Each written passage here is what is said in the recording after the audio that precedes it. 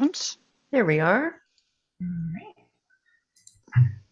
And then we'll hit record.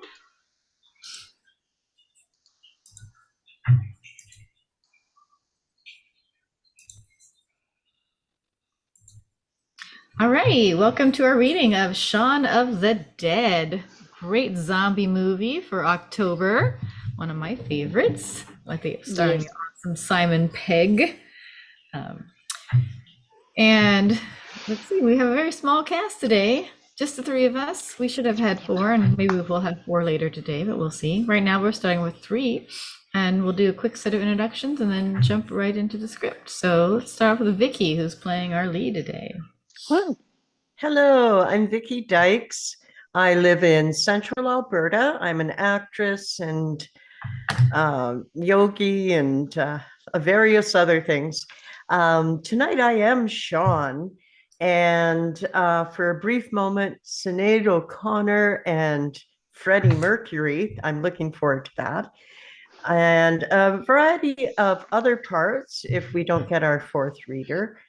And let's see, you can find me on Instagram. I'm YogaGramma10, and I'm on Facebook under the name Vicky Dykes.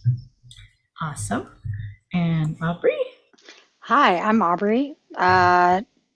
I am playing various different characters, including Ed and action descriptions and Yvonne and a bunch of other characters that I can't even remember at the moment.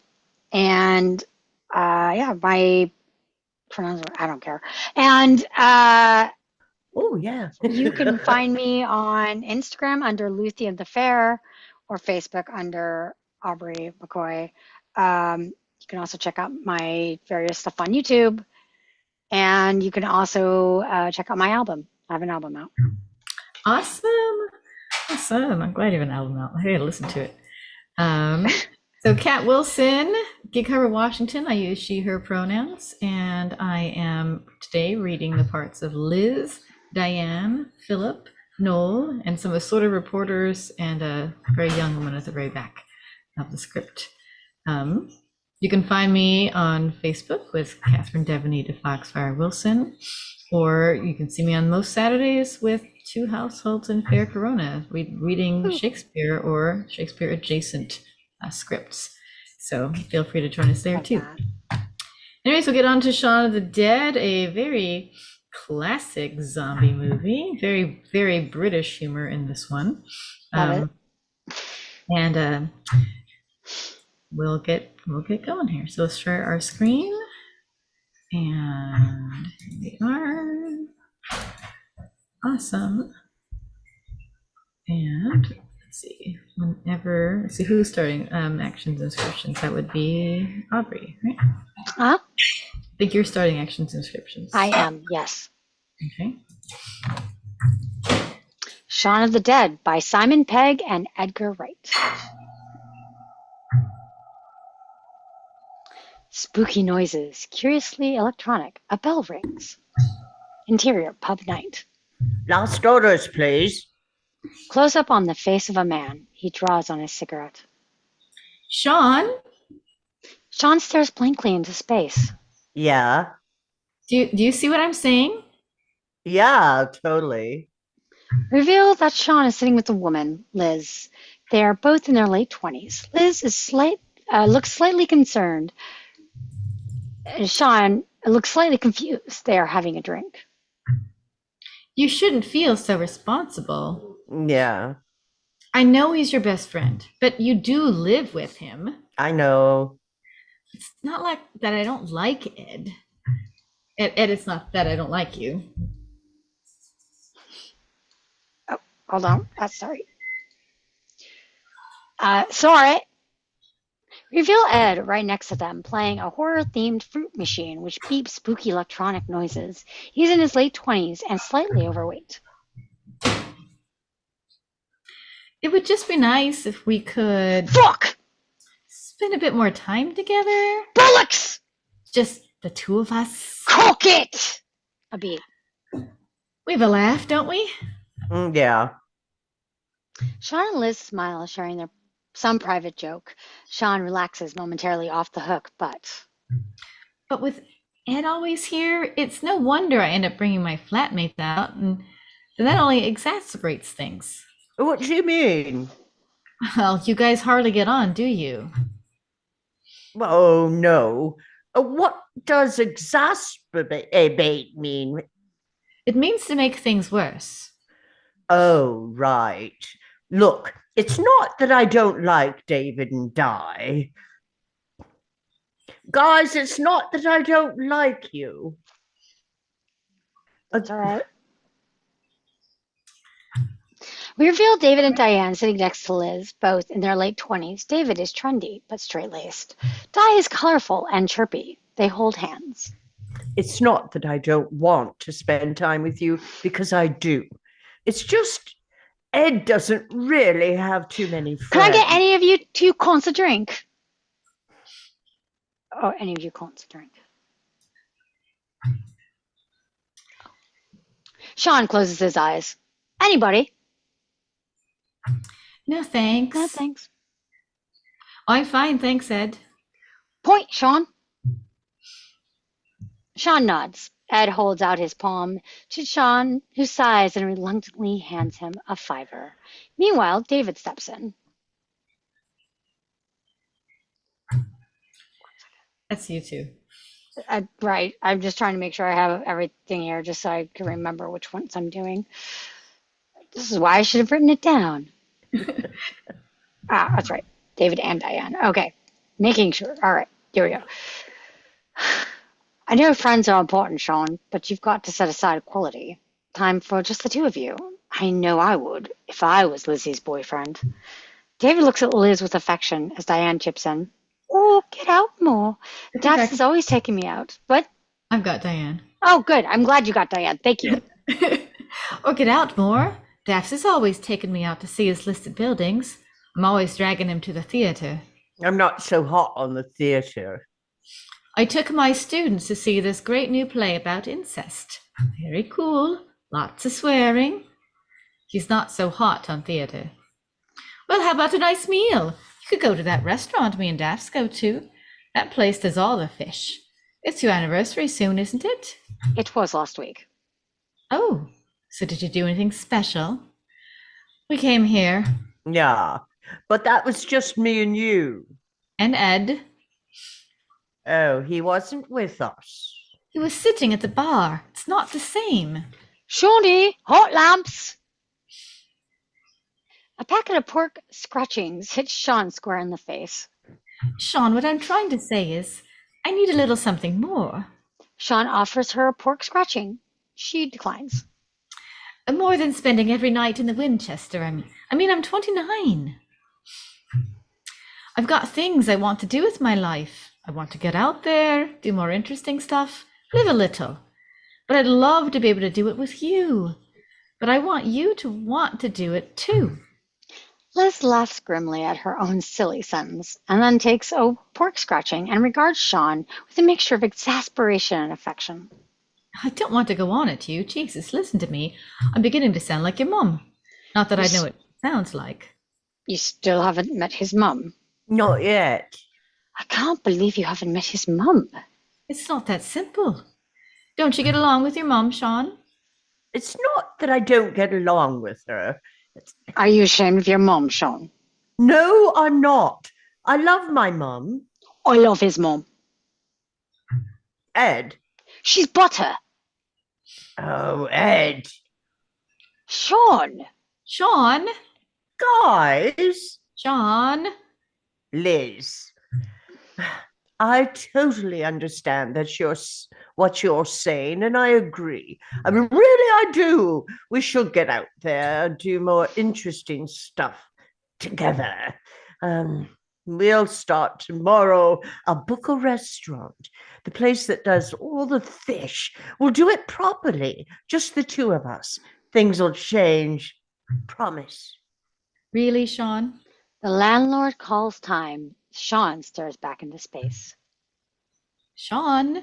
The bell rings again. The spooky noises continue as titles begin. Montage of Greater London, Saturday, 8 a.m. All actions in the sequence are choreographed to the title music. A traffic jam. Driver staring blankly ahead. A middle-aged man sits in a Jag wearing driver's gloves. A bus stop. Bored commuters ignore each other. A vast supermarket car park. Customers park as a bow-tied old man slowly collects discarded trolleys. A 24-hour supermarket serves early bird customers. A vacant checkout girl beeps products through her till. A nightclub in an industrial estate expels its last patrons. Dazed young. Oh, can you bring it up? Just bring it down just a little bit. Nope. Oh, thank you. Dazed young clubbers wander into the daylight. A nondescript suburb. A bored a bored kid fix a football against the wall. We close in on a semi-detached house. Interior house day. Bare feet shuffle into shot. Slowly we pan up to see SHAUN, dead to the world, his face tired. He yawns. We are in a lounge. The decor is male and the room untidy. Ed is sitting on the sofa playing a video game. He may have been there all night. SHAUN sits next to him, picks up a game controller, and presses a button. A voice booms. Player 2 has entered the game. I think you go work. SHAUN puts the controller down. Player 2 has left the game. Interior bathroom day. A toilet is flushed, a shower run, teeth brushed. SHAUN now wears a white short sleeve shirt. He straightens his tie in the mirrored door of the bathroom cabinet, which is ajar. He shuts it. Pete stands in the reflection, his face like thunder. You do know the front door was open again last night. Interior kitchen day. A drawer is yanked open, a knife grabbed, toast buttered, a bottle of milk hits the table. Pete screws the lid on. I'm not saying it was you. I know, man, but I'm saying it was Ed. right. Pete returns the milk to its rightful place in the fridge. He also wears a shirt and tie, but is somewhat smarter. I can't live like this. Look at the state of it. We're not students anymore. Oh, Pete. It's not like he even brings any real money into the house. He brings a bit. What? Dealing drugs? Oh, come on. He sells a bit of weed every now and again. You so puff. Once in college. Do you? Anyway, I did a lot of stupid things in college, Sean. I drank snakebite. I'm black. I slept with a fat girl. Doesn't mean I don't want to do any of them for a living. Look, I've known him since primary school. I like having him around. He's a laugh. What? Because he can impersonate an orangutan? Fuck-a-doodle-doo. What? He's dead weight, Sean. Oh, leave him alone. Okay, I admit, he can be pretty funny on occasion.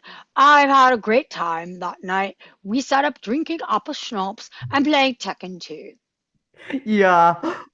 When was that? 5 years ago. When is he going home? What's up, bitches?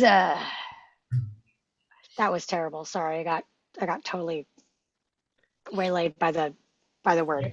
Anyways, Ed enters and takes the milk from the fridge. He swigs from the bottle and wanders out, scratching his nuts. I'll have a word. Interior lounge day.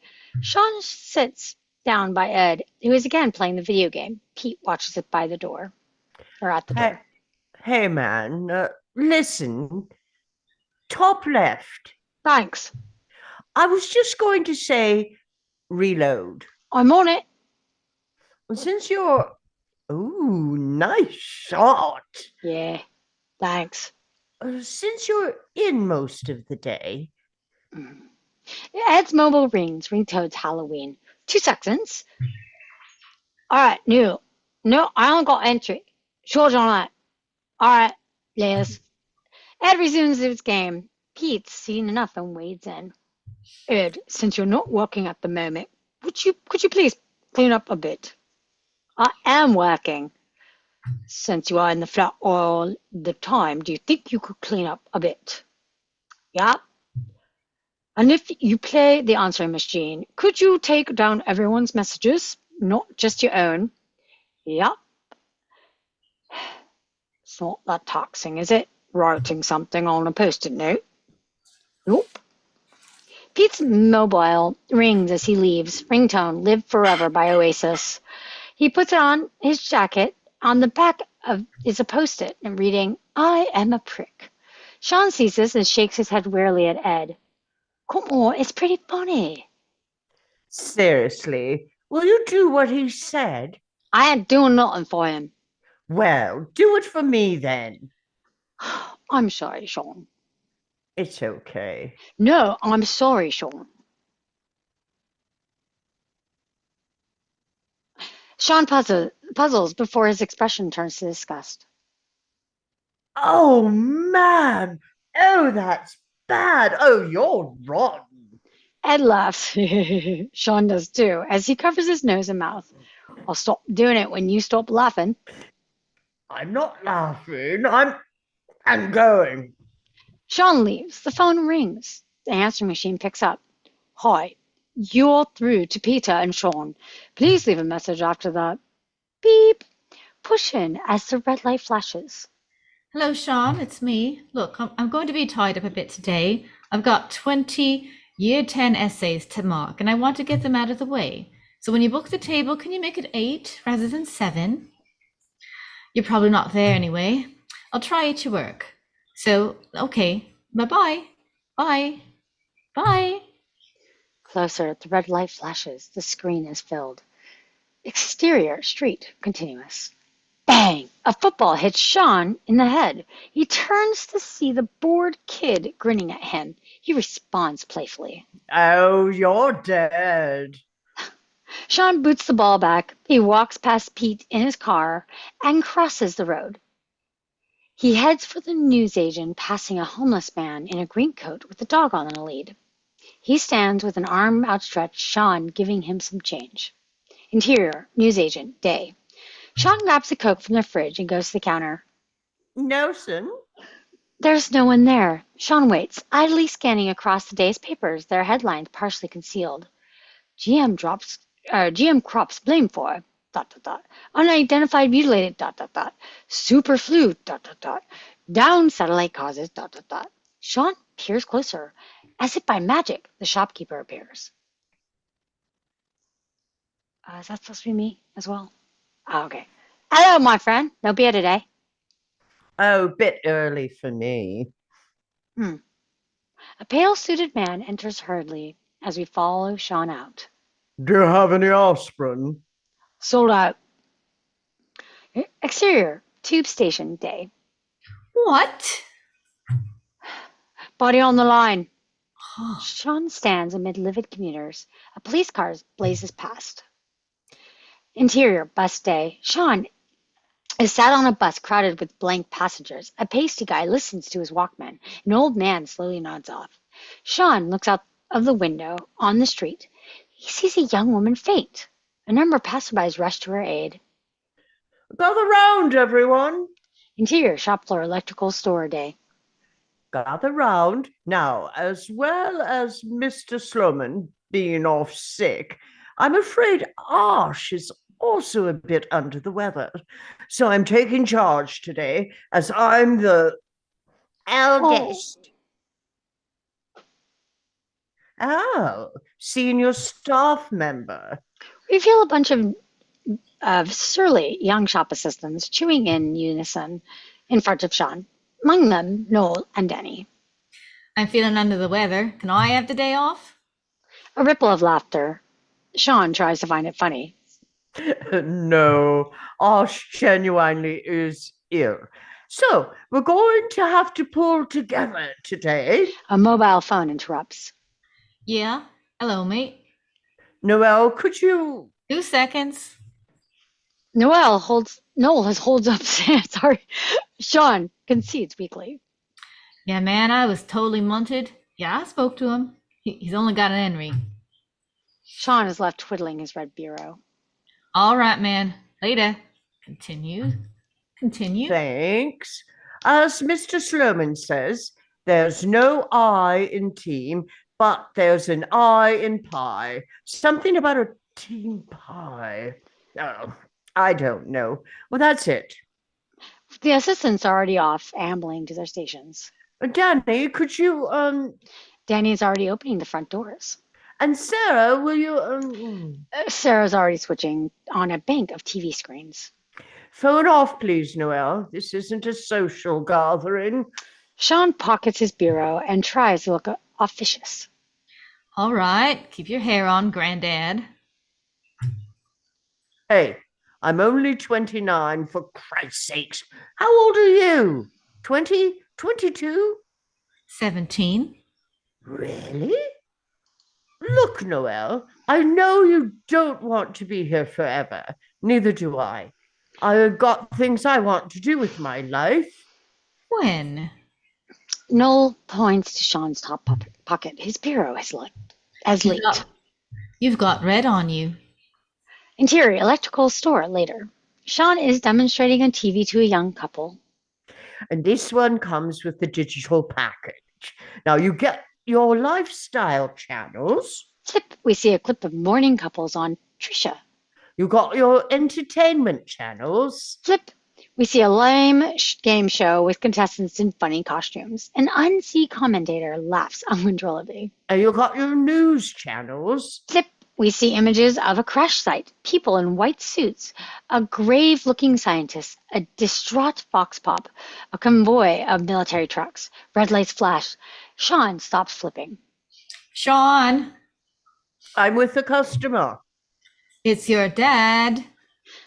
Sean looks to the counter. With Noel is a middle-aged man. Sean apologizes to his customers and goes over. Philip is a graying bear of a man. He's wearing driving gloves and makes only cursory eye contact with Sean. Philip? Sean, I trust you haven't forgotten about tomorrow. No, Your bi-monthly visit. I haven't forgotten. You could bring the flowers you forgot to send Barbara on Mother's Day. Yeah, I was gonna. And not a cheap posy from a garage forecourt. I wasn't gonna. The Texaco. All right. Well, we look forward to seeing you tomorrow then. They glare at each other before Philip heads for the door. Sean watches him leave, noticing another convoy of military trucks on the street. Red lights flashing. Thought this wasn't a social gathering. What? How come you're allowed to talk to your dad? Look, A, he is not my dad. He's my stepdad. And B, it was an emergency. What? Buying your mom some flowers? Yes. Noel grins to some nearby assistants who snigger. Look, Noel, whatever you might think, I don't find it difficult to keep my work and my social life separate. The phone rings. Danny answers. Sean lives for you. Sean takes it, adopting a businesslike tone. Hello. Hello, it's me. Hello. Well, just quickly, did you get my message? Sean sees that Noel and the other assistants are watching. Yep. So it's all okay then? Yep. 8 instead of 7. Yep. Sean makes a yawn, or fakes a yawn, and makes a wrap it up signal. Okay, cool. Well, ring me later. Goodbye, Liz. Goodbye. Sean hangs up and turns to Noel and the others. Liz, head office. Nothing to panic about. Exterior, interior florist evening. A distressed businessman crying loudly runs past the window of the florist. Inside, Sean watches him go. Sir? Oh, sorry. Yeah. They're for my mum. The florist produces some tags. To a wonderful mum or pal, super mum. First one. Sean writes out the card and hands it back. He looks back to the street. On the other side of the road is a scruffy man on the steps of a church surrounded by pigeons. Sean watches as the scruffy man swipes at the pigeons. Amazingly, he catches one. Sean's transfixed as the scruffy man raises the pigeon to his mouth. Surely he isn't going to. A bus pulls up outside. Sean cranes to see through the windows. When the bus pulls away, the scruffy man is gone. What the hell's going on? Exterior tube station, evening. Sean is again amid a crowd of pissed off commuters. Bodies on the line. Suicides. Suicide? Suicides. 3. The guard raises his fingers. Sean is a little freaked. Interior bus evening. Sean is again on a bus crowded with blank passengers. The man next to Sean coughs badly. The lady in front sees to have nodded off and is dribbling. Bus is barely moving. Exterior street, moments later. Sean walks. Cars honk. A traffic jam clogging up the road. He looks ahead to the cause. A car is stalled at the lights. A hand slaps Sean on the arm. Oh my God, Sean! Yvonne? Yvonne is in her late 20s. She's jovial and short. She and Sean embrace, slightly awkwardly. Oh, how you doing? Surviving. Haven't seen you in the day since the days of. Yvonne mouths a house beat and does a little dance. Sean nods. A crowd starts to gather around the stalled car. Yep, good times. You living around here? Oh, yeah, you? Oh, yeah. I just bought a place. What? More people gather around the car. Grown up, yeah? You still with Liz, yeah. That's great. She's still teaching. An ambulance pulls up. A siren forces them to shout. Oh, yeah, she's headed of English now. Got fast-tracked. Ooh, wow. What about you? Last time I saw you, you was working on that bloody electrical place, huh? Yeah. Yvonne clocks his name tag and realizes her faux pas. You still DJing? Not really. Kind of let it go, you know. The siren wails on. Yvonne nods. That's a shame. Well, at least you and Liz are still together. Glad somebody's mate. How long's it been now? 4 years. Last week, actually. Oh, did you do anything special? No. We're going for a meal tonight. Ooh, anywhere nice? The siren slows. Realization dawns. Sean goes ashen-faced. Interior, house evening. Front door swung open. Flowers thrown into the sink. Yellow pages flung open. We see on the page, Fulci's, the place that does all the fish. Sean anxiously paces on the phone. Ed plays his video game. Go on, thank me then. What for? Tidying up? Oh, doesn't look that tidy. Well, I had a few beers when I was finished. The phone picks up at the other end. Fulci's, can I hold? Can you hold, please? You want your messages? What? Ed produces a scrap of paper and reads out loud. Your mom phoned about you going around tomorrow. Liz phoned about you guys eating out tonight. Then your mom phoned again to see if I wanted to eat out tonight. Hello? Look, I know it's short notice, but do you have a table for two for tonight? Sorry, we just gave away the last table. Click, the line goes dead. Oh, man. A beat. That wasn't true what I said about your mom.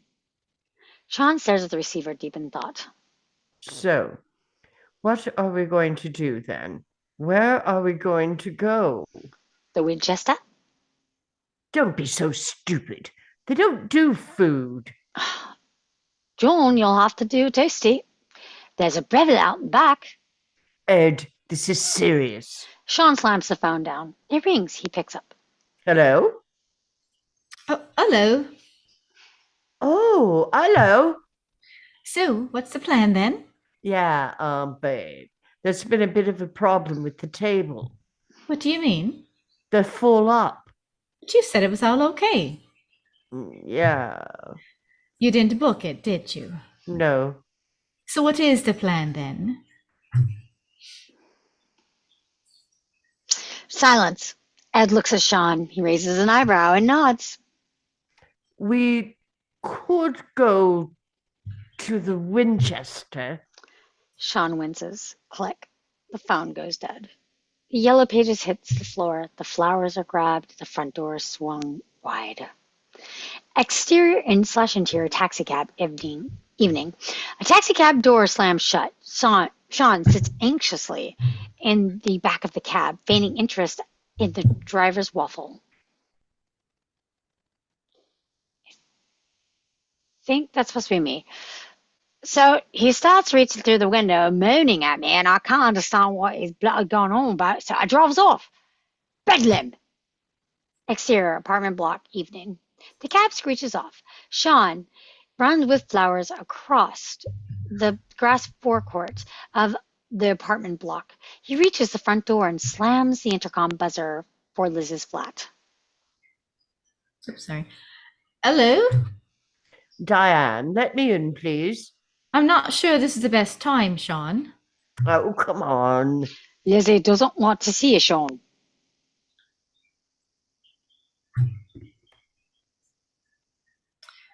That's Sean there. Sean, Oh, just open the door. she doesn't want to see you. Furious, Sean looks up to the first floor window. What do you want me to do? Do you want me to climb up the drain pipe and come through the window? Because I will.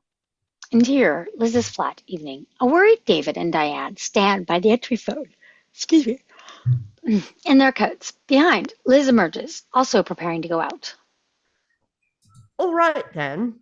There are noises from outside. All look to the open window. Buzz. The entry phone again. Guys, let me in, please. Interior, Liz's bathroom. Moments later, a furious Liz busies herself getting ready to go out.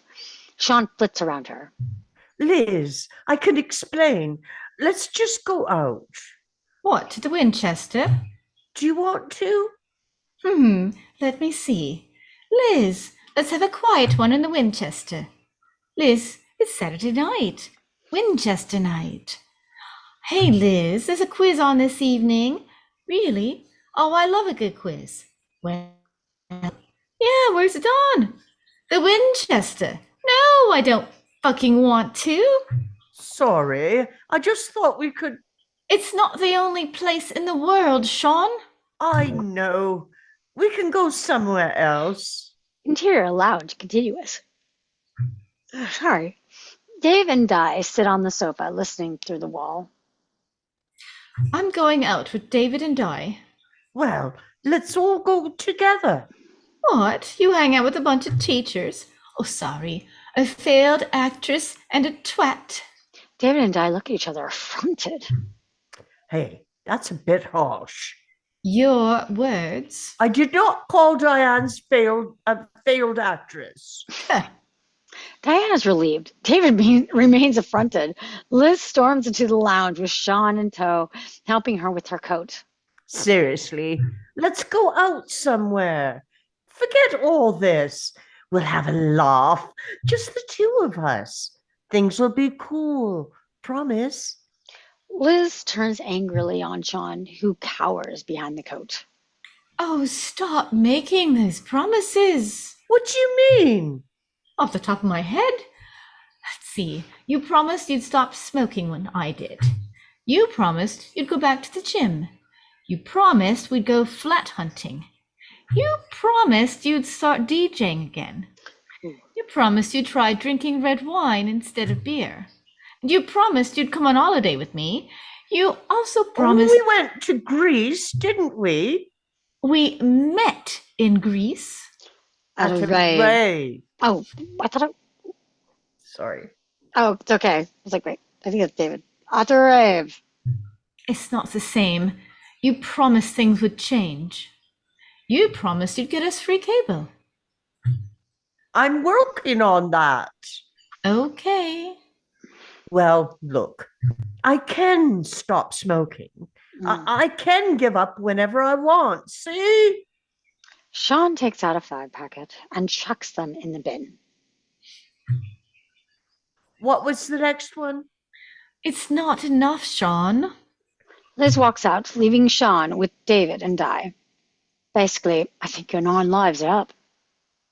Oh, get fucked, Four Eyes. Why don't you go out with her? You love her so much. David goes red. I don't know what you mean by that. Sean makes a I like or makes a like you don't know face and leaves. I don't know what he means by that. Diane says nothing. Interior Liz's room contiguous. Liz is sat on her bed, head in her hand. Sean enters. I got you these. He offers her the flowers with a smile. Liz clocks the tag. To a wonderful mum. Yeah, because Uh-oh. Oh no. I think uh, I think Liz or Liz, I think cat. Kat got kicked out. By the way, I just wanted to say, like, fag is a cigarette in Britain. That's why Yeah, I didn't have a problem saying that word, only because it is actually like for a cigarette, not actual. yeah. Like, I know it can be seen as being offensive, but I'm just for me, I don't find that it's labeling an object. To me, that's not Oh offensive. yeah. So I'm going to say that in YouTube when we get back. I'm like, by the way, that's actually what they call cigarettes in England. So I'm just reading it. I don't find that to be an offensive term for No. that. It's only if you call it at someone do I find that offensive. Actually, we're still live on YouTube. Oh, well, there you go. YouTube. Just so you know, that's actually a place in England that they do that. That they call cigarettes that. So just reading in context of the script. The other stuff I have more of a problem with because it's at people. This is just an object. Yeah. So just letting you guys know. There, she's Cat, back. cat's coming back. She's coming back. Just a second.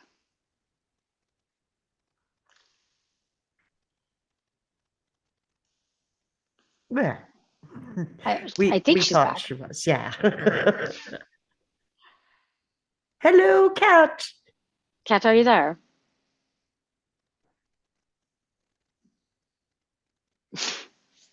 Poor cat. Uh-oh.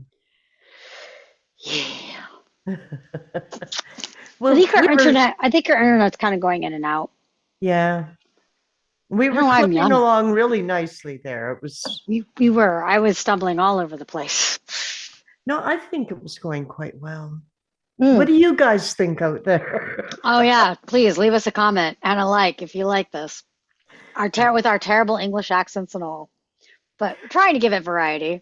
I'm trying to give some variety in the action in the accents because like like many places in the US, everyone the accents are very different depending on where you are from in England Yes. and or the surround in the UK. So Yeah, absolutely. I was trying to give like Pete, I'm trying to was giving him more of a like closer to Scotland dialect, Right. Northern. northern. Yeah. Whereas the other ones are a little varied. Some Cockney, some like Ed. Ed to me is more Cockney, I think. Yeah. Rather very loose. Oh, oh, that's a lovely picture of me right there, just scratching my nose. Wow, great. Okay, we're back. Frozen, unfrozen, frozen, unfrozen. Oh dear. Just waiting. We are just waiting for Cat to get back.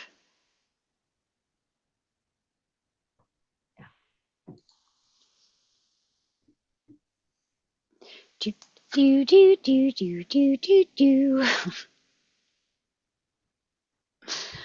Ah, we are just waiting.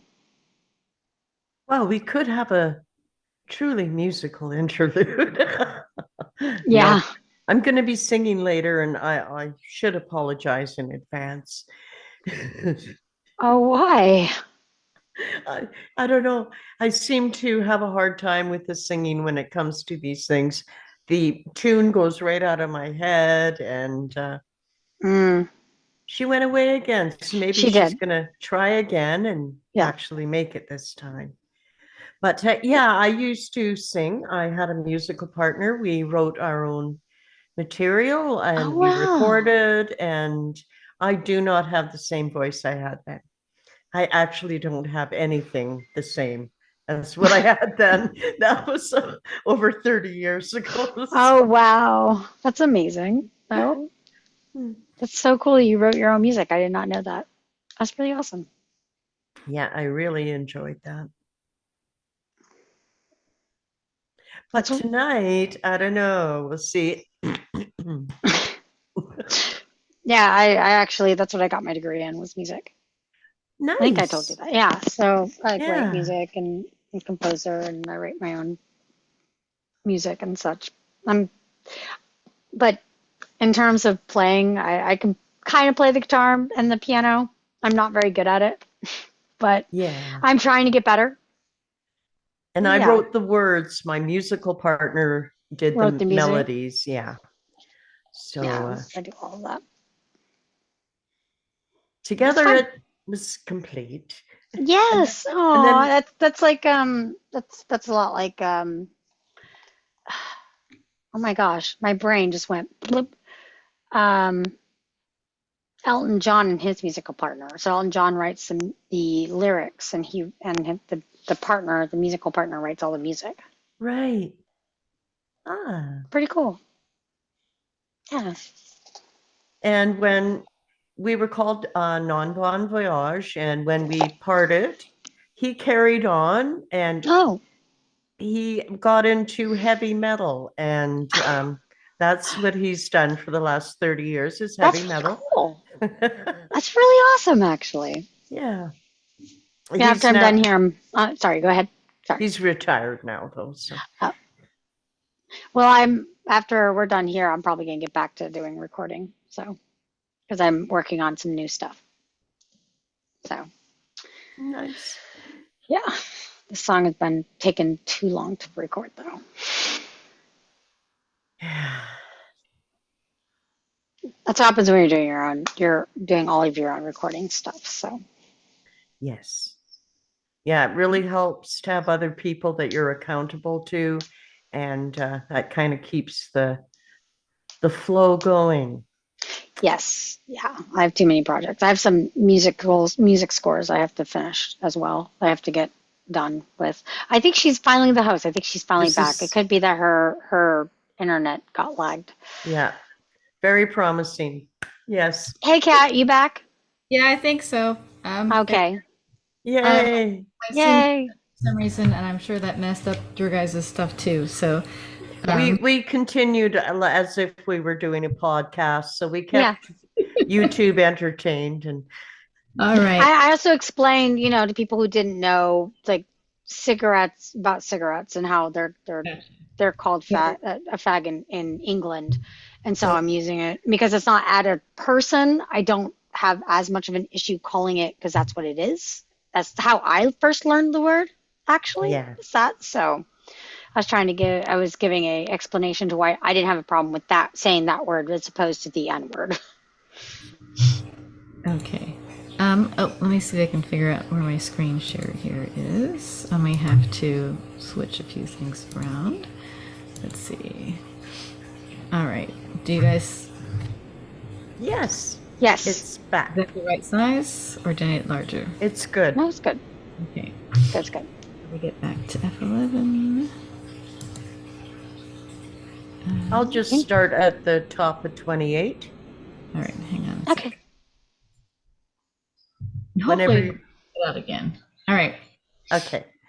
Oh, get fucked, Four Eyes. Why don't you go out with her? You love her so much. David goes red. I don't know what you mean by that. Sean makes a like you don't know face and leaves. I don't know what he means by that. Diane says nothing. Interior Liz's room, continuous. Liz is sat on her bed, head in her hands. Sean enters. Got you these. He offers her the flowers with a smile. Liz clocks the tag.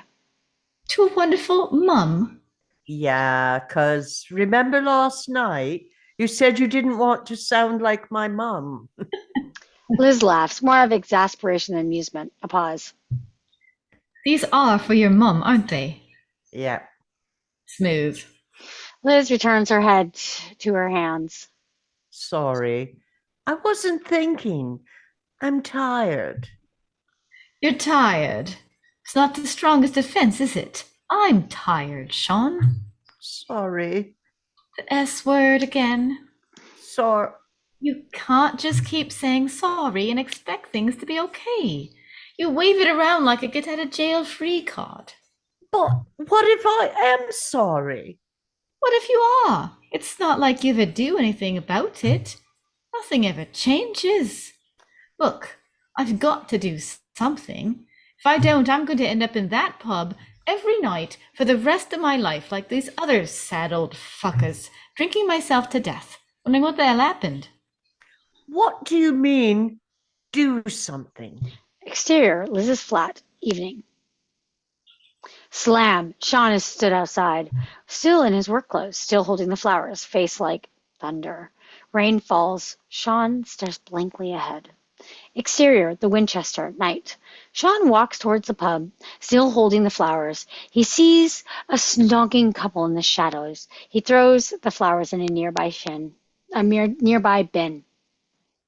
Shawnee, interior, Winchester, night. Big hog lumps! A packet of pork scratchings hits a glum Sean in the face. A cheery Ed joins him at the usual table. Behind, a wall-mounted TV shows a squad car whizzing through the suburbs, lights flashing. A second later, the pub is illuminated by the flashing lights of a passing squad car. Fuck her. You got your pint. You got your pig snacks. What more do you want? Your favourite monkey, don't you? You want me to Clyde? Ed proceeds to ape Clyde, the orangutan, from every which way but loose. Sean looks at him bereft. See, I knew you'd get over her. It's been 7 hours and 15 days. Nothing compares to you starts up on the jukebox. Who the hell put this one on? It's on random. Oh, for fuck's sake! John! Ed motions to John for another round. And here, Winchester later. Curtains are drawn, deadbolts click into place. The TV, fruit machine, and jukebox are switched off. Sean and Ed are now among the last customers and are utterly pissed. Sean ignites 2 Sambuca shots. He and Sean ritualistically down them, spluttering and laughing. You know what we should do tomorrow? A hand appears on Ed's shoulder. I'm guessing that's me. Keep it down a bit, lads. Sorry, Sorry, Sean. John. John moves off with the empties. Ed continues quietly. You know what we should do tomorrow? Keep drinking. Have a bloody merry first thing. Grab a bite at the King's Head. Grab a couple of little princesses. Stack it back here and bang! Oh, I bet the bar for shorts. How's that for a slice of fried gold? Sean remains utterly glum. Come on, man, talk to me. Oh, can we just leave it, Ed? What did she say? A lot. What a bitch. She said if she stayed with me, she was going to end up sitting in here every night for the rest of her life, like these sad old fuckers, drinking herself to death, wondering what the hell happened. That's harsh. These are not sad old fuckers. These are rich, interesting characters. Oh. Cut away to a number of sad old fuckers around the bar. Like who? Ed points to a mullet-haired 50-something at the bar. Snake chips, always surrounded by women, bigamist, strangled his first wife with a daft excluder, invented the mobile disco. Vaguely amused, Sean points to an Irish spinster necking whiskey. What about her? Oh, ex-porn star, mish, doggy, reverse cowgirl, A2M, star in the world's first interracial hardcore loop, Cafe Olé. What about John? Who, the battle? North Lawn Mafia. Sean laughs and shakes his head. That really is true. Big Al says so. Big Al also says dogs can't look up. Well, think about it. A gruff demeanor, handy with the blade, Bernie, the trophy wife. Ed points to Bernie, the wizened landlady behind the bar. Sorry. He's connected. Why you think there's a rifle over the bar? Ed nods to a rifle mounted on a brace. 'Cause the pub's called the Winchester. Exactly. Sean lets himself laugh. Ed smiles. See, you don't need this to have a good time. Ed, let's just leave it now. Listen, can I just say one thing? And I'm not gonna say there's plenty more fish in the sea. I'm not gonna say if you love her, let her go. I'm not gonna bombard you with cliches. All I'm gonna say is it's not the end of the world. Thump, thump, thump. A shadowy figure is visible beyond the frosted glass of the bar. Sean calls out to it. Sorry, we're closed. More emergency vehicles pass. The flashing lights momentarily define the figure at the door. Maybe it's a trick of the night, trick of the light, but it appears to have no lower jaw. The figure follows the noise and shuffles off. They said, exterior pub night, angle on sign. Please leave quietly. Sean and Ed drunkenly belt out white lines. The snogging couple are still aside, necking furiously. Ed calls over. Haven't you had your tea? The woman stops necking the man. He goes limp and drops to the ground. She watches Sean and Ed stagger off. Exterior street continuous. Sean and Ned cross the street, still singing White Lines in harmony. Behind, another figure is stumbling down the middle of the road. He appears to join with them. Sean and Ned turn, gleefully trying to draft a new friend into a sing-along. Again, he responds with,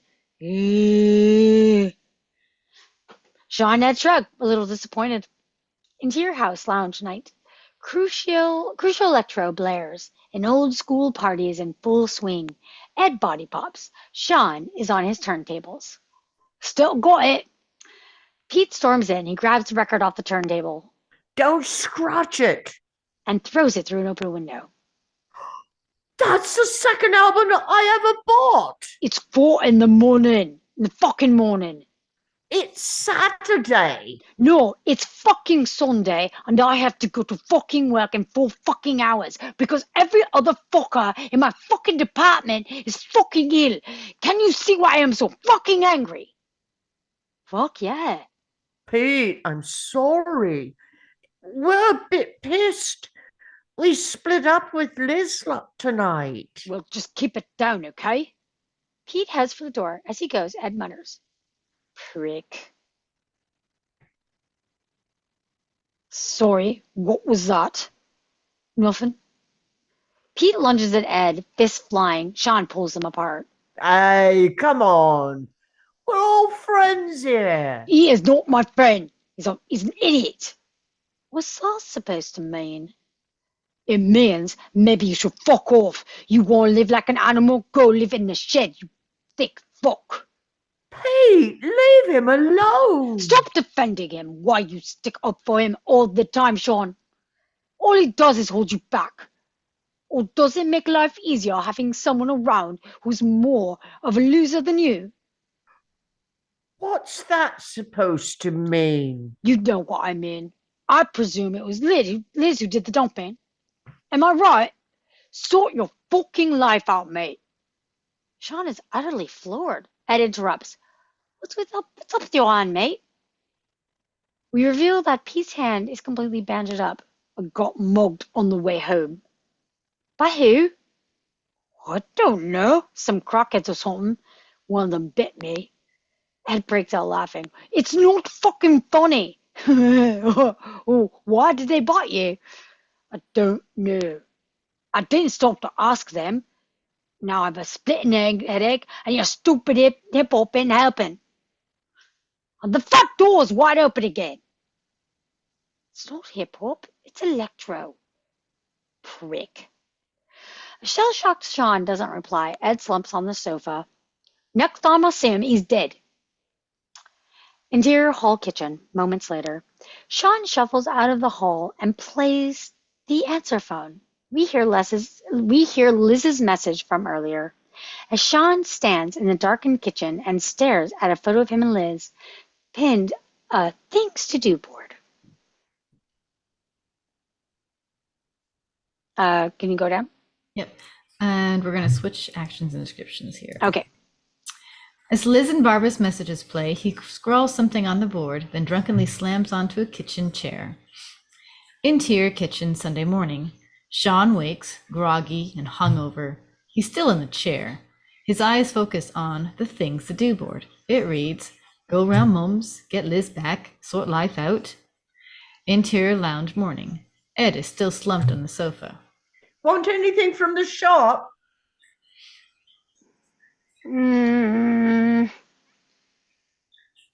Cornetto?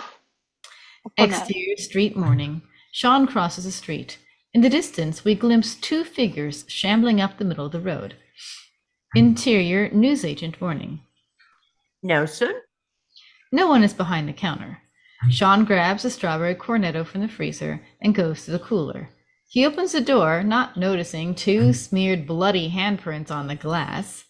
SHAUN grabs a Coke, oblivious, slipping as he moves off.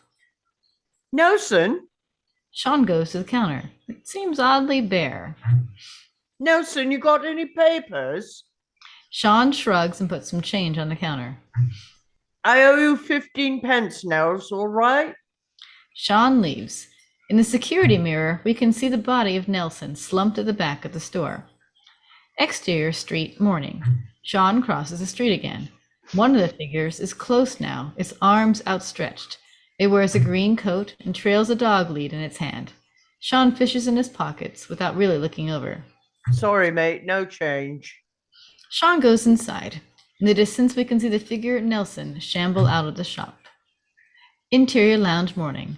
SHAUN sits down and puts his feet up on the coffee table.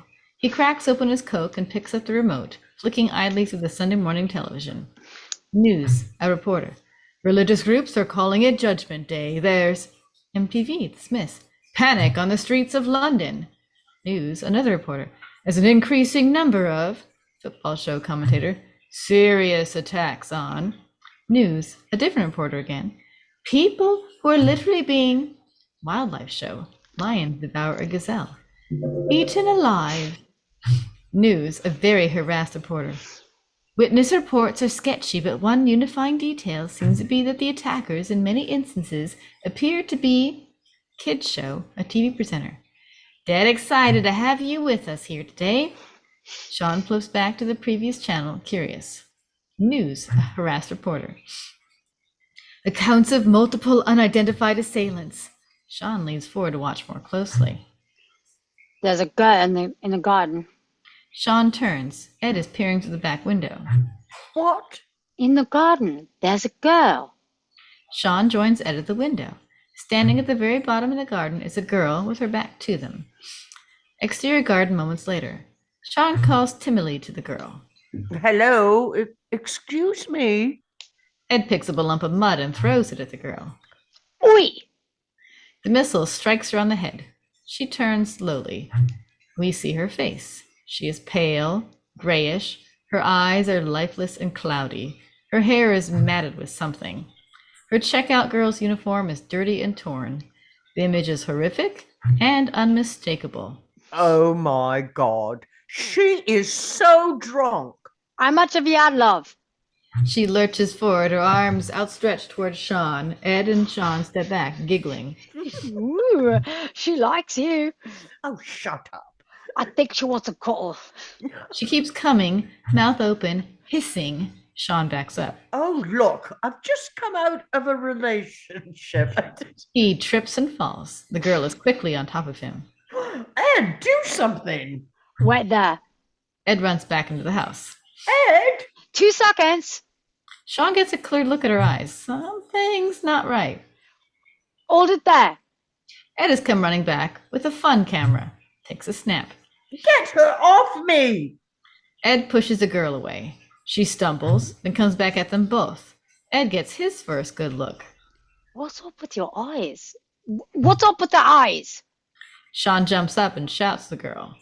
Now, seriously, I'm warning you. She keeps coming. SHAUN clocks her name badge. Mary, I'm going to have to get physical. I mean it. She keeps coming, and SHAUN loses his patience. Right, this is it. Fuck off. Shaun shoves Mary hard in the chest. She stumbles down the garden, falls backward, and impales herself on the rusty remnants of a freestanding clothesline. The metal pole protrudes through her stomach. Blood oozes through her top. Shaun puts his hands to his mouth and bites his lip. Ouch! She gets up. Shaun is momentarily relieved before seeing the gaping hole in her stomach. Ed starts to wind on the fun camera. Shaun bats it out of his hands. I think we should go back inside. Okay. They turn to see a hulking man right behind them. His eyes dead also. He has massive injuries to his face and neck. Interior lounge moments later.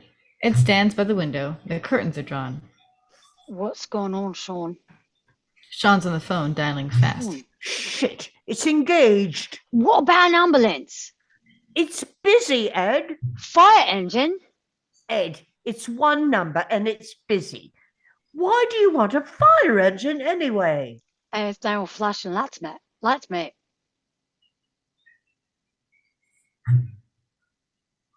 Man. Are they still out there?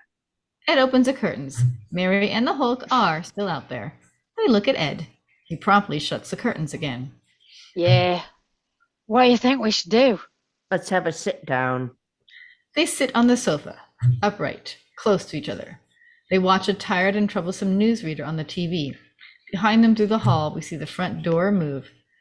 Although it's been hard to establish how this could have happened on such a wide scale and so rapidly. Behind them, the front door opens.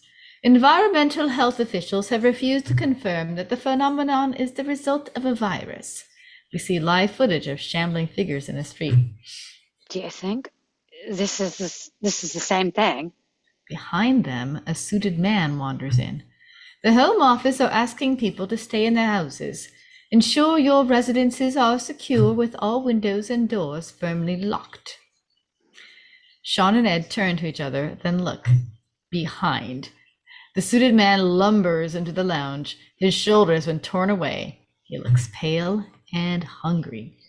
Fuck! Avoid contact with these individuals. Shaun and Ed jump off the sofa. The suited man lurches. You find your safety is compromised. It is important to remain calm. Shaun and Ed panic. They back around the room, attempting to evade the suited man who pursues them relentlessly.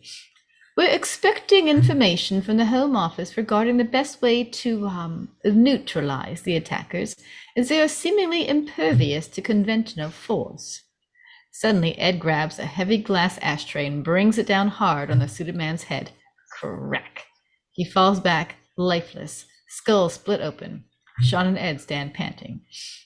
I'm just going to shut the front door. Shaun rounds out into the hall. Ed goes over to the body. In the meantime, contact with these assailants is highly inadvisable. Shaun rejoins Ed, who is staring at the body. Did you see his egg, though? Thump, thump, thump.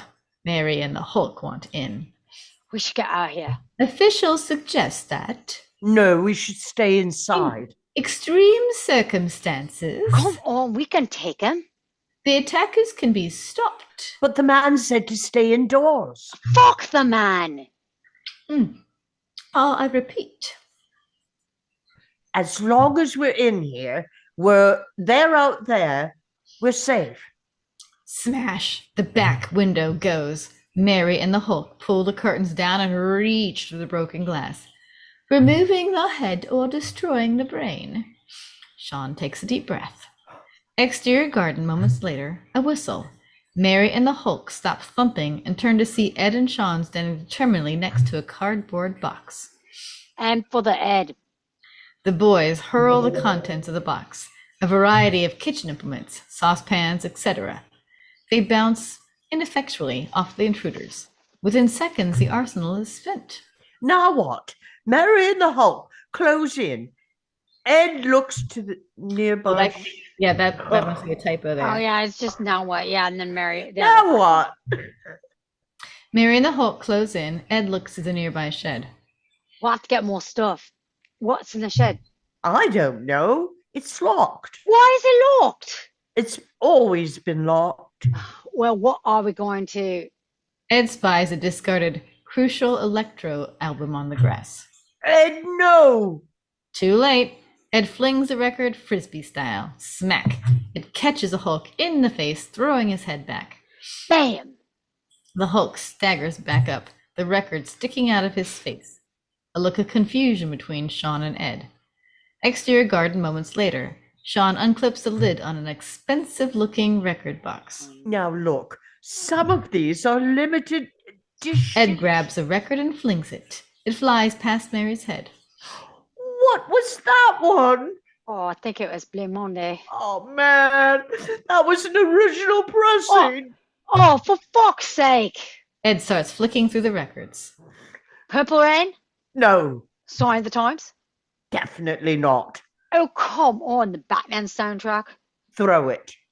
Ed flings disappointing prints. It lodges in Mary's thigh. Dire Straits? Throw it. Ed flings dreary AOR. It thuds into the Hulk's shoulder. Ooh-cha! Okay. Stone Roses? No, Second Common. I like it. Ed picks up another record. Mary and the Hulk bear down. Sade? It's Liz's. She did dump you. Ed throws. It misses and shatters against a house. Oh, fuck this. I'm going to the shed. Shaun walks toward the shed. Ed follows. I thought you said it was locked. It is. Interior set shed continuous. Blackness. The door splinters open. Shaun crashes through. Ed steps in after him, and they survey the contents. Exterior garden continuous. Shaun and Ed emerge from the shed. Shaun carries a cricket bat. Ed has a spade. Mary and the Hulk are right on top of them. There's no other option.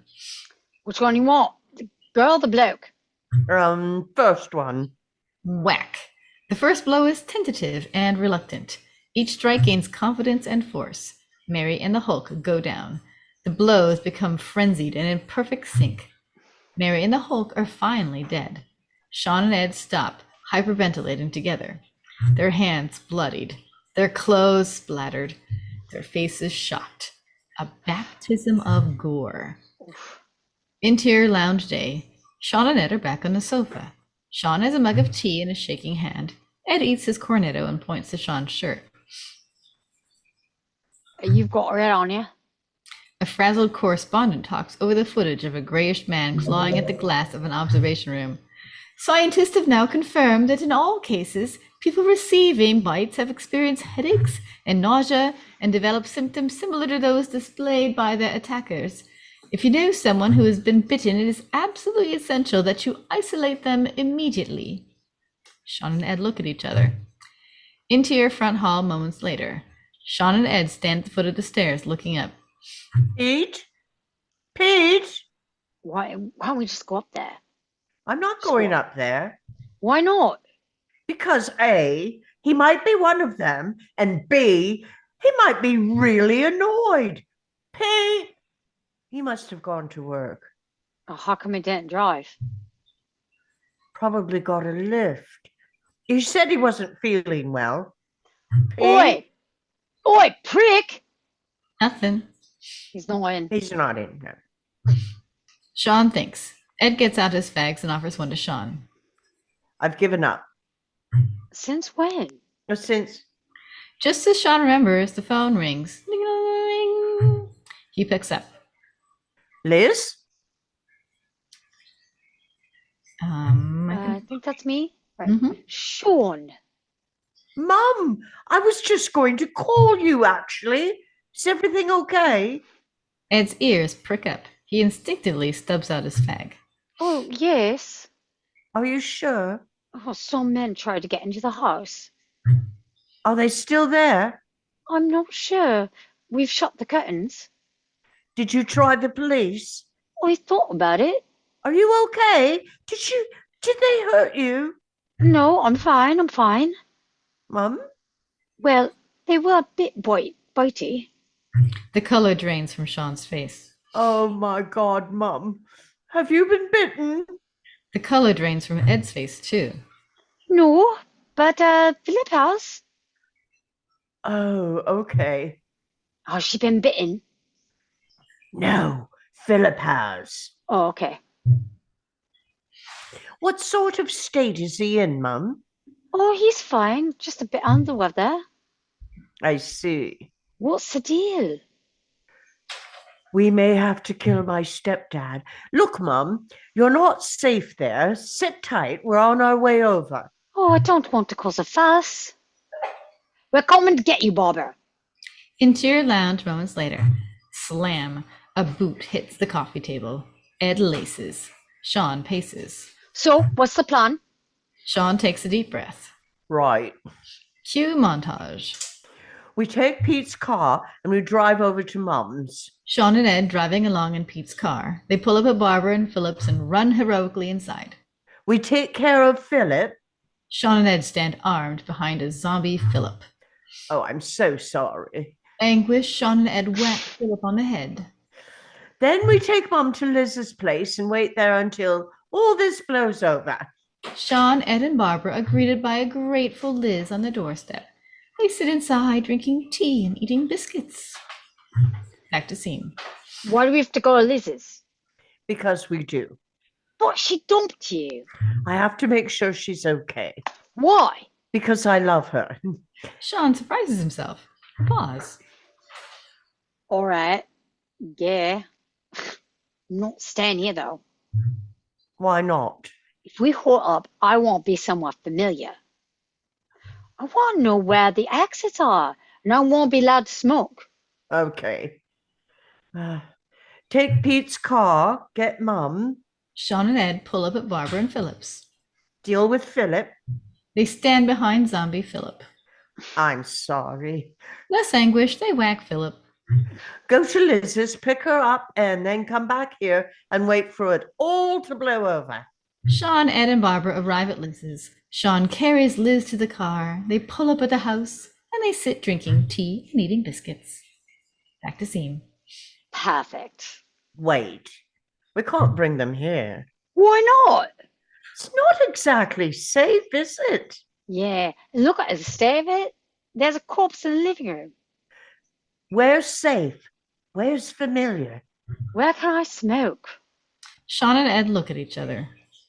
Cue montage. Get Mum, Sean and Ed screech up. do Philip. Sean and Ed are in a hurry. Sorry. Whack. Get Liz, then wait for all this to blow over in the only truly sensible and safe place there is, the Winchester. Sean carries Liz out. They pull up at the Winchester and are ushered in by John and Doris, and they sit, drinking and eating bar snacks. Back to scene.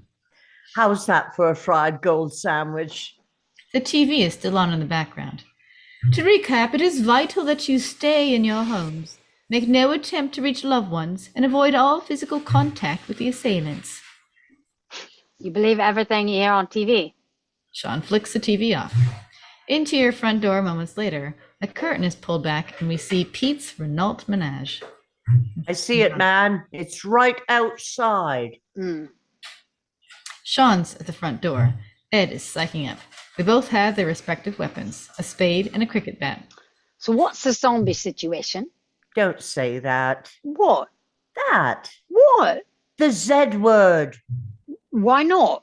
Because it's ridiculous. Okay, are there any out there though? Sean looks out. The street seems empty. No, maybe it's not as bad as all that. Looks Oh no, empty. there they are. John points. We reframe a fraction to see lots of zombies. Right, let's do it. I've just got to do a wee first. Sean skips to the loo. Ed calls after. Can I drive? What? I always wanted to drive Pete's car. I might not get another chance. Sean shrugs and throws Ed the keys. Interior bathroom moments later. The zip is unfastened. A toilet flushed. Hand washed. Sean stares at his reflection in the open door of the bathroom cabinet. He shuts it. In the reflection behind him, nothing. He turns to see Pete standing naked in the shower. His face is contorted with pain. His blank, milky eyes fix on a shocked Sean. Pete, hi. Zombie Pete reaches out, his hand black and gangrenous. Listen, man, we're just going to borrow your car. Well, but we'll bring it back. Terrified, Shaun backs out. Zombie Pete slowly follows. If you feel better later, we're going to the pub. You're more than welcome to join us. Shaun slams the bathroom door and runs off downstairs. Angle on the handle, it turns. Interior front door continuous. The shocked Shaun rejoins Ed, who's jangling the car keys. He'll be so pissed off. If he knew I was driving his car, wouldn't he? I don't think so. Exterior front garden moments later. Shaun walks briskly to the car. Ed tags behind. Shaun, which button's central locking? Bang! A football hits Shaun on the head. He turns to see the bored kid, now dead, standing on the pavement nearby. Ed panics and presses any button, and the Magallanes alarm goes off. Oh, cork it! The nearby zombies turn slowly. The dead kid approaches. Ed pushes another button. The alarm stops, and the locks flip up. Shaun and Ed dive into the car, and Ed turns the key. The lights come on. The dead kid paws the bonnet. The wipers activate. The zombies lurch closer. The indicator lights flash. Zombie Nelson approaches, hand outstretched. The engine roars to life, and the front door bursts open, and a naked Pete staggers out of the house. Drive! Interior car afternoon. Ed drives fast through the suburban streets. The radio is on. The radio newsreader, the Church of England has now joined extremist groups in proclaiming the crisis as... Shaun looks out of the window to see a father bundling his crying kids into the family car. An abandoned ambulance with a squirming body bag on a gurney. Zombies dotted around the streets and parks. Evidence of a coming apocalypse. Once again, bodies of the recently dead. Can we put something else on? Ed whips out a cassette and puts it into the player. Hard House booms, and he grins at Shaun. Wallop. Something flies off the bonnet, up over the car and bounces across the road behind, and Ed slams on the brakes. We hit something. Or someone. Ed leans on the horn, making them both jump. Ugh. Exterior road moments later. Ed backs up the car level with a crumpled body. Shaun winds down the window and calls over. Are you all right? Oh, come on, let's just go. Hello? They'll be dead either way. That's not the point, Ed. A cracking sound. They turn to see the broken body lifting its head, revealing a grizzled zombie. It hisses. Oh, thank God for that. The irony of this hits Shaun as Ed hits the gas. Exterior street afternoon. Shaun and Ed pull up outside Barbara and Phillips. The only other car in the street is a gleaming Jaguar XJ6 sitting in the driveway. Ed whistles. You didn't tell me Barbara had a Jag. Who's going to drive one of those? It's Phillips, and he won't let anyone near it. Ugh.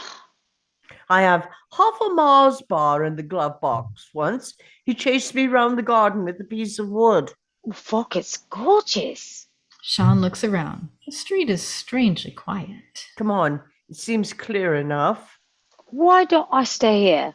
What? Why? Someone should stay with the car, keep watch. If there's any problems, I'll honk 3 times. Okay. Uncertain, Shaun runs up the path. Ed calls after him. Don't forget to kill Philip. Interior Barbara and Phillips Hall moments later. Hello, Pickle. Hey, Mum. You've got red on you. Barbara gets a tissue from her sleeve, licks it, and dabs his cheek clean. Shaun looks warily into the house. You all right? Yes, I'm fine. Where's Philip? Dad's in the lounge. He's not my dad. Oh, Shaun, really? Sorry, Mum. Listen, Ed's outside. We're getting you out of here. But we've got to wait for the doctor. I don't know if the doctor's coming. Well, I'm not sure Philip's going to want to leave the house, darling. Philip's not. Why don't you pop the kettle on? I'll take care of Philip. Oh, okay. Are you hungry? Not really. Well, I'll make some sandwiches. Okay. And no fighting, you two. Interior Barbara and Philip's lounge continuous. The door creaks open. A gray-looking Philip is sat in an armchair. He's inert, wrapped in a blanket and facing a television which plays religious programming. His eyes are closed. Shaun approaches him, his mind racing. He raises the cricket bat above his head as organ music on the TV swells. I'm so sorry, Philip. Why?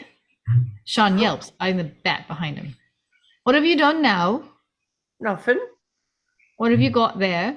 Flowers, I hope? No, it's a cricket bat. Oh, Shaun yelps again as Barbara appears and takes the bat. is that for the jumble, Shaun? There's a whole box of your toys upstairs. I was going to give them to the jumble. I took them all to the tip, Barbara. Oh, what? Shaun's come to take us somewhere.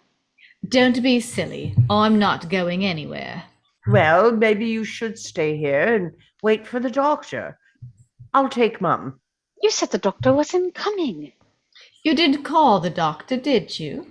I just thought it was best to be safe. I'm quite all right, Barbara. I've run it under a cold tap. And we had our jabs when we went to the Isle of Wight. But Philip... It's all a lot of overblown nonsense. Just a bunch of drug nuts running wild. Still, should get Mum away in case they come back. I'm not going anywhere with that, Philip. Mum, listen. Did you make that tea? Interior kitchen moments later. Barbara makes tea and Shaun is agitated. Mum, Hmm? how much do you love Philip? 2 sugars, is it? I haven't had sugar in my tea since 1982. Will you cut me some bread loaves? Bread, love. Shaun cuts bread with a fearsome-looking bread knife. Mum, how much do you love Philip? Oh, for goodness sake, Shaun. Must we go through this again? I'm sorry, but what would you think if I told you that he has, over the years, been quite unkind to me? Well, you weren't always the easiest person to live with. Mum, he chased me with a piece of wood. Well, you did call me you-know-what. Did he tell you that? Ah, yes, he did. Motherfucker. Shaun! Sorry, Mum. Did you know that on several occasions he touched me? Barbara flashes Shaun a look. Sorry, that's not true. Look, Mum, you don't understand. Barbara stops what she's doing, turns to Shaun. No, you don't understand. Philip is my husband and has been for 17 years. I know you haven't always seen eye to eye, but I would at least expect you to respect my feelings. You have to be more adult about these things. Yes, come on, Shaun. Philip is stood at the kitchen door, his arm in a sling. He looks weak, but still towers over Shaun. There comes a time when you've just got to be a man. Shaun glances down at the knife in his hand and back at Philip. His grip around the handle tightens. Exterior Barbara and Philip's house moments later. Shaun drags his cricket bat like a stroppy teenager as he leads Barbara and Philip up the path. There are still no zombies around.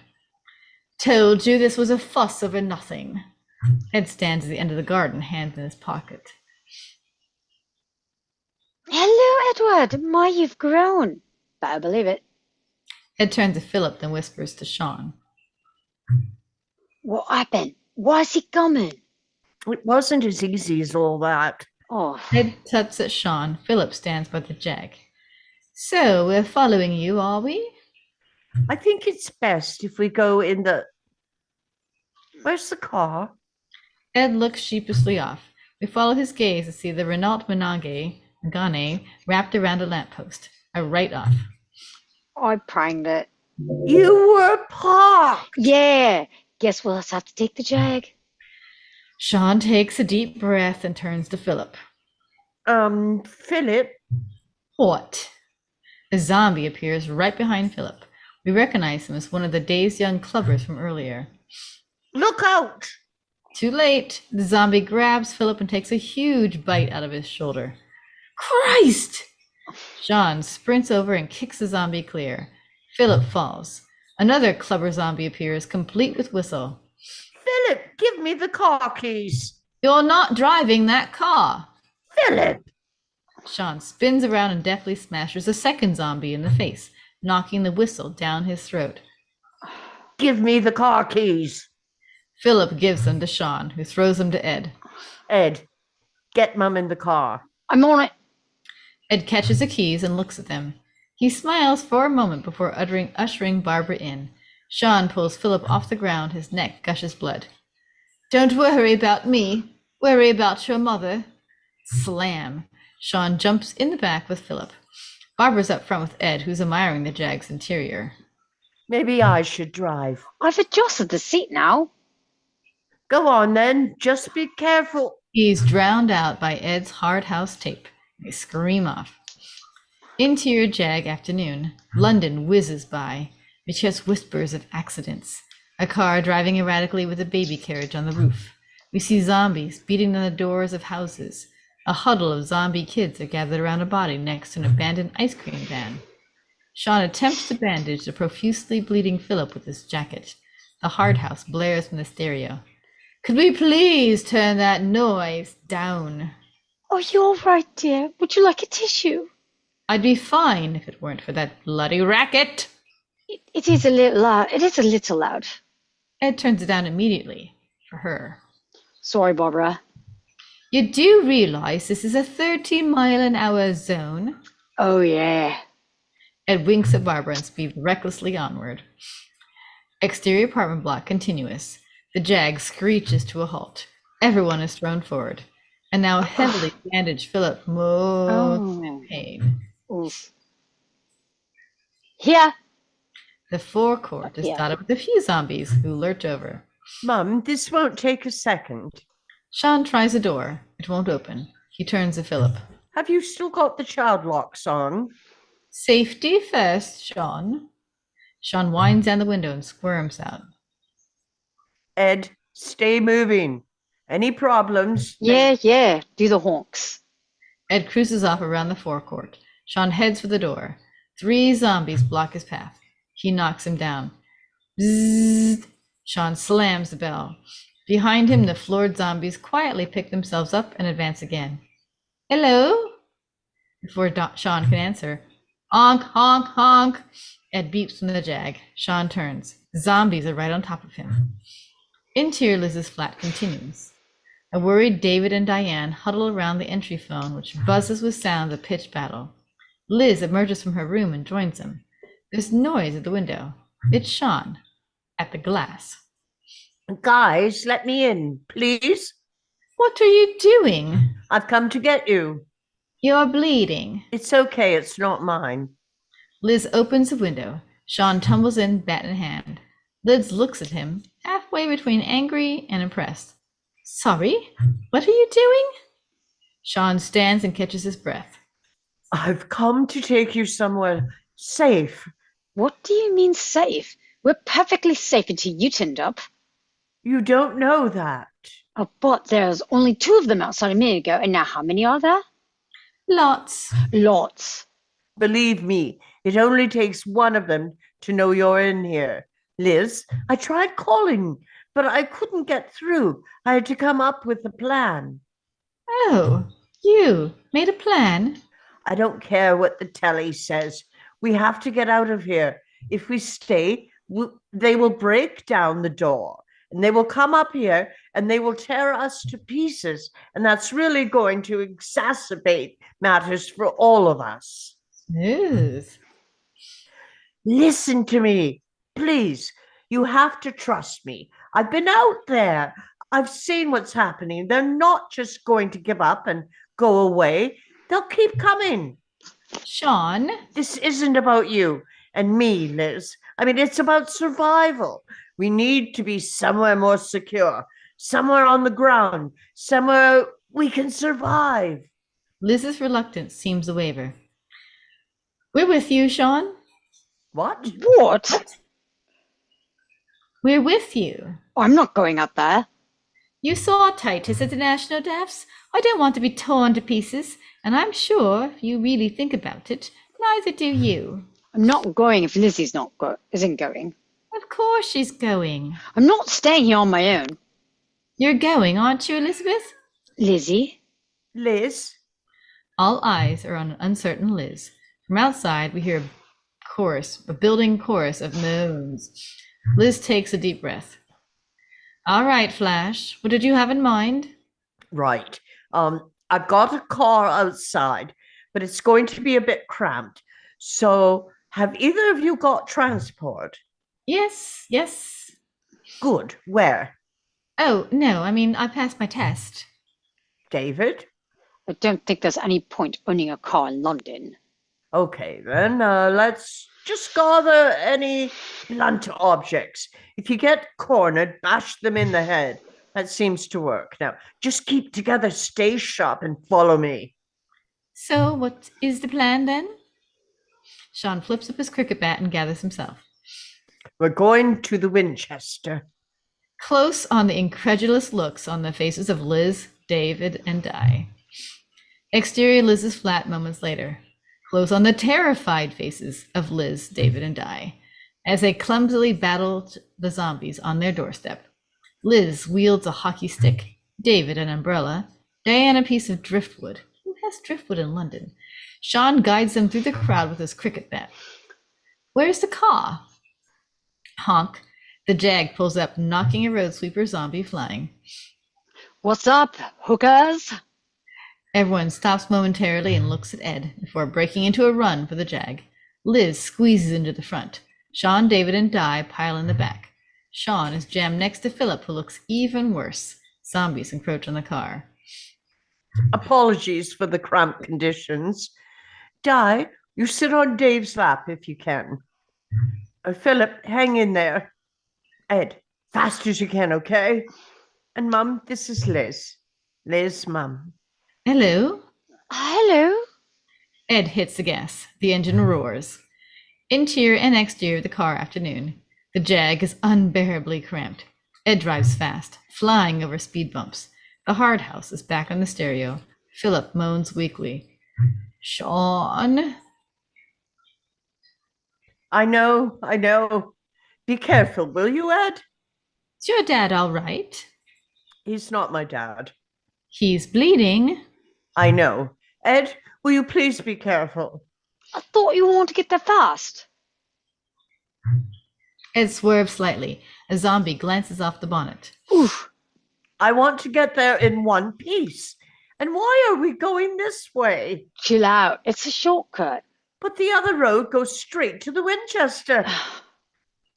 Sean! Sean ejects the tape with a huff. I still don't actually understand why we're going to the Winchester. Sean looks at Liz. They keep eye contact. It's a pub. It's safe. It's secure. They know us there. What makes it so secure?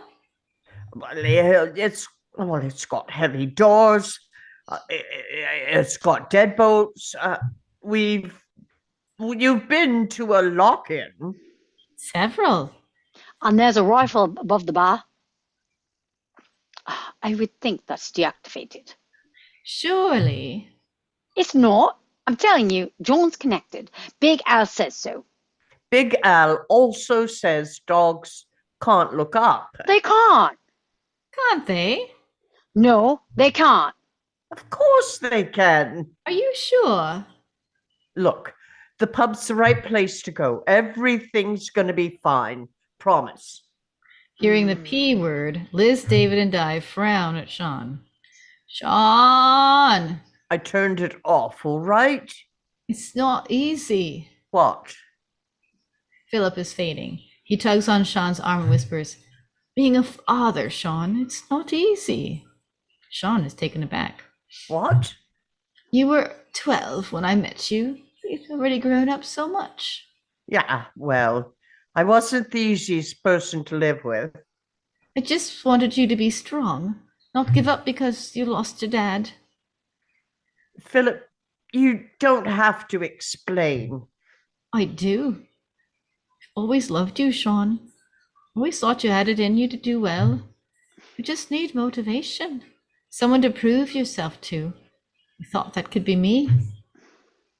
Sean nods, eyes wide.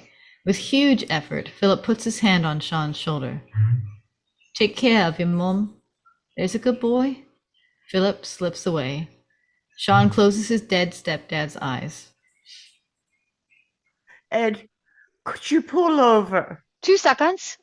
Ed swerves again. Another zombie bounces off the jag. Sweet chin music. Ed, will you just pull over, please? What for? Ed, just pull over. Ed slams on the brakes. Everyone is thrown violently around the interior of the car as the car turns 180 and screams to a stop. The passengers sit in shocked silence. Ed whoops. Christ, what the hell are you doing? Chill out. Everyone's all right. Furious, Sean punches the back of Ed's headrest. Stop telling me to chill out. Ed puffs in sulky protest. Sean gathers himself. No, everyone is not all right. What's wrong? Well, Mum, What's wrong, Pickle? Mum, it's Philip. He's gone. Where's he gone? Mum, he's dead. Oh, no, he's not. Sean looks at Philip, who stares back milky-eyed, undead. Oh, shit. Scramble for the doors. Zombie Philip claws hungrily at Sean. Barbara, Liz, and Ed pile out. Ed accidentally knees a hard house tape back into the stereo. It blares again. David and Di struggle to get out. It won't open. It won't open. Ed, the child locks. Ed slopes toward the door, but Liz quickly steps in before him to open it. David and Di fall out, followed by Sean. He turns to see Philip lunge at him, and Sean slams the car door. Safety first, Philip. Sean swings around and glowers at Ed. He glowers right back. Now what? The gang are out in the open. The hard house draws the attention of several nearby zombies who begin to close in. We have to keep moving. But how do we get Philip out of the car? We haven't got time. What about the blunt objects? Do you want to get them? Ed nods to the slavering Philip. Barbara looks on in shock. Sean, we can't just leave your dad. He's not my dad. Oh, Sean. Sean grabs a shaken Barbara by the shoulders. Behind, we see zombie Philip lunging forward into the front seat. He's not, Mum. He was, but he's not anymore. I'm sure if we just... That's not even your husband. I know it looks like him, but believe me, there is nothing of the man you loved in that car now. Nothing. Behind, we see zombie Philip reach forward and switch the hard house off. He sits back and looks almost peaceful. Let's go, shall we? You're not seriously suggesting we walk, are you? Exterior back alley later. Sean walks briskly along a high-fenced back alley. Everyone okay back there? Yeah, we're having a whale of a time. We see the gang tagging along behind him. Liz, David, and Di, followed by a dazed Barbara. Ed skulks to the back, smoking. Maybe we should all hold hands, Make a crocodile? Do you have any idea where you're going? David! Sorry, Lizzie. Do you, though? Totally. But are we close? Sean peers through the fence slats into a nearby garden. The mullet-haired 50-something from the pub lies dead on the grass, surrounded by a ravenous huddle of female zombies. Pretty close. Liz looks back to the glazed Barbara, concerned. Is your mom going to be okay? I hope so.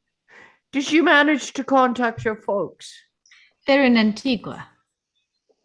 Do you think it's happening there? I hope not. Look, Liz, about last night, I know a lot of things were said, but I just wanted you to know that... Sean, you said this wasn't about you and me. It's not. I just wanted... You said it was about survival. It is. You're not doing all this just to prove something, are you? No. Because I meant everything I said last night. Nothing's changed. The scream in the distance is answered by a chorus of distant and not so distant moans which seem to surround them. Maybe this isn't the best time to talk about it. I know. I just... Bam! Sean walks right into... Oh my God, Sean! Yvonne? Yvonne is headed in the opposite direction with an uncannily similar bunch of friends and family. How you doing? Surviving. Hey, Liz. Long time no see. Hey, Yvonne. Haven't seen you since. Yvonne replies with a dance again, then turns to her party. Sorry, this is my friend Declan. My boyfriend Declan. That's my dad. My friends Mark and Maggie. My cousin Tom. Everyone mumbles a respective hello. Hello. This is Sean and his girlfriend Liz. They've broken up. Oh, really? Yeah. Sean looks at the ground. Yvonne looks awkward. Well, that's a shame. Well, we should scoot. Have you got somewhere you're going? Yeah, we're heading to the Winchester. The pub? Yeah, Oh, right. Well, good luck. you too. Yvonne and Sean hug. This time it's real and affectionate. The two groups move their separate ways. There's a weird poignancy to this passing. Before Yvonne calls out, Sean, Yvonne points in a completely different direction. isn't the Winchester that way? Exterior alley afternoon. Crash. A gate is kicked open. What did I tell you? Pub's just over there. We see the Winchester sign in the distance. Just over there. What, about 20 garden fences? We crane down to reveal a line of back gardens. Sean steps forward and peers into the next garden. What's the matter, David? Never taken a shortcut? Sean attempts to vault the fence in a super cool fashion. However, it breaks down under his weight, an entire section of fence falling flat. Sean quickly gets up and beckons the others to follow. Barbara dawdles behind in a dazed fashion. I'm sure Jill and Dag live around here. Exterior gardens afternoon. The gang moves commando style, from garden to garden. Of course, in reality, we're trespassing. Am I right, Lizzie? Liz doesn't answer. She's distracted by evidence of other lives affected by the crisis. A dog sitting next to a dead body, the twitching silhouette of a hanged man, a zombie in pajamas clawing at patio doors. Exterior, the final garden, continuous. They reach a family garden complete with outdoor games. Right. Everyone just stay where they are. Hang on. Are we all here? Di does a quick head count. 1, 2, 3, 4, 5. Yes. There's 6 of us. A yelp from next door. Mum! Sean jumps onto a trampette and vaults the fence with lightning speed. Exterior penultimate garden continuous, and lands to find Barbara sprawled on the grass. He helps her up. Mum, are you okay? I don't think Jill and Derek do live here. Sean looks at the house. The patio door is now open. Exterior, the final garden continuous. Sean, you okay? Crash. Sean tumbles through the fence, struggling with the pajama zombie. Oi! Liz and Diane leap into action. David panics. Ed slopes around for a weapon, but Liz is already brandishing a kid's chair. Ed shrugs and backs off. Break it up! Liz whacks the pajama zombie, breaking the chair over its head. Sean gets to his feet and turns to see David standing around and Ed texting someone. Sean can't believe it. Sean! Diane pulls a swing ball out of the ground and throws it to Sean. He looks at it, unsure of what to do. Liz demonstrates a stabbing move. Sean flips up the sharp end of the swing ball pole and drives it through the pajama zombie's chest, pinning him to a tree. Breathless, he spins around to David and Ed. Feel free to step in any time. You seem to be doing all right. I didn't want to crap your style. Incredulous, Sean shakes his head. He walks over to a child slide by the fence. Right. So sorry about that. Everyone just stay where they are. I'll check if the coast is clear. Sean climbs up and then climbs down. Is it clear? No, How many? lots. We crane up over the fence to reveal 100 walking dead between them and the club. The gang peer through the gaps. Oh, well, that's just great. Oh, there are a fair few of them. Hmm. Sean stands off a little way off, looking despondent. I trust Sean has another genius scheme up his sleeve. This is hardly constructive, David. No, Lizzie. There's a waste of time. We should have stayed at the flat. Why didn't you? Because. Because what?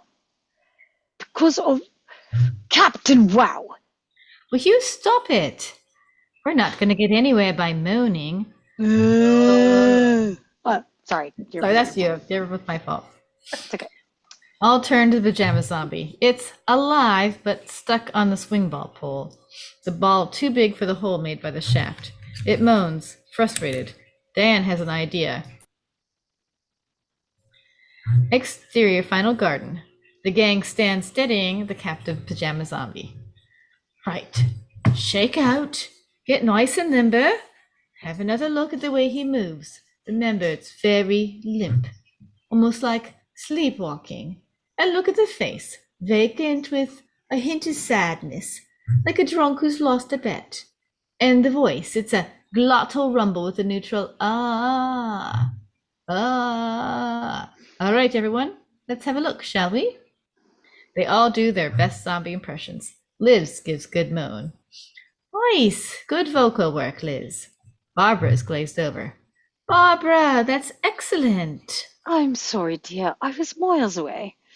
Daphs. Diane moves on. David gives a lackluster performance. Oh, come on. I feel silly. Just try to make yourself very loose. David tries again. It's exactly the same. It's mournful, sorrowful. You're dead, and you hate it. David tries again. It's still the same. Better. Ed? I'll do it. I'll do it on the night. Ed makes a sarcastic zombie noise. Sean tucks. Yeah. What about yours? What? Well, who do I made you king of the zombies? Sean flashes him an admonishing look.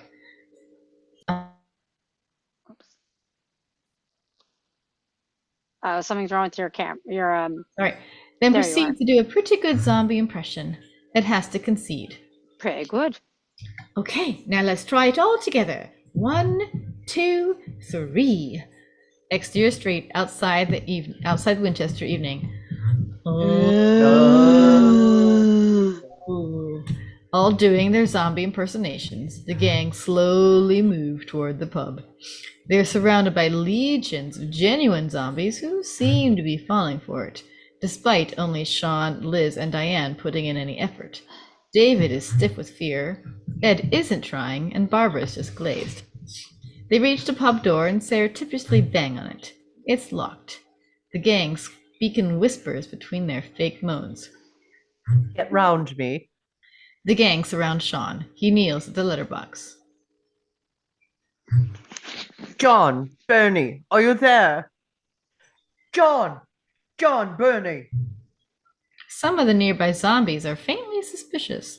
It's Sean and Ed. We come in all the time. It's not working. We do the quiz. They can hear you. You know, QWA, quizzes with attitude. They know. Stay in character, Daphs. I can't see them. More zombies cotton onto the gang's noise. Liz looks over to Barbara, who's now rifling around in her handbag. Is everything okay, Barbara? I'm sure I had more tissues in here. Sean, we have to get inside. Break the window. Don't be so stupid. We'll be totally exposed.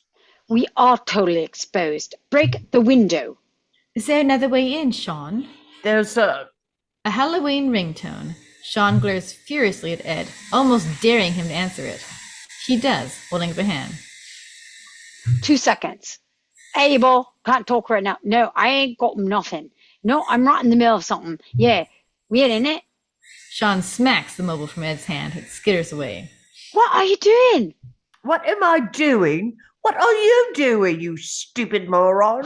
Fuck off. No, you fuck off. Fucking off. Sean smacks Ed hard with each successive fuck. Sean? I've spent a lifetime sticking my neck out for you, you idiot, and all you ever do is fuck things up and make me look stupid. Well, I'm not going to let you do it. Not today. Ed is for once speechless. Liz taps Sean on the shoulder. Sean? Shaun turns around to see every single zombie looking at them.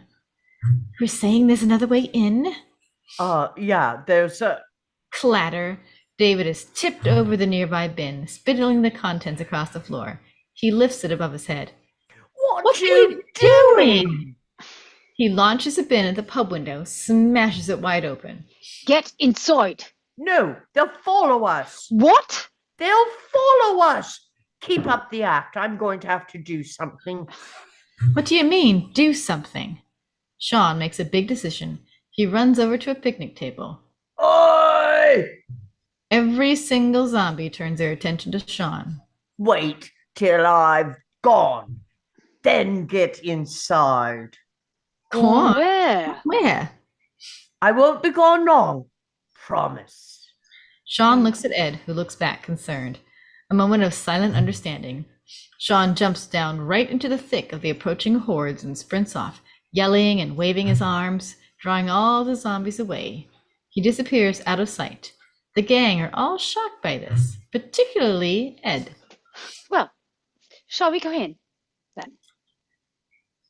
As the gang moves toward the pub, Barbara picks up a bunch of flowers from the strewn rubbish and looks at the card. Come on, Barbara, leave them. But they're for me. As Liz helps Barbara through the window, a single zombie, the dead Irish spinster, turns to see them disappear inside.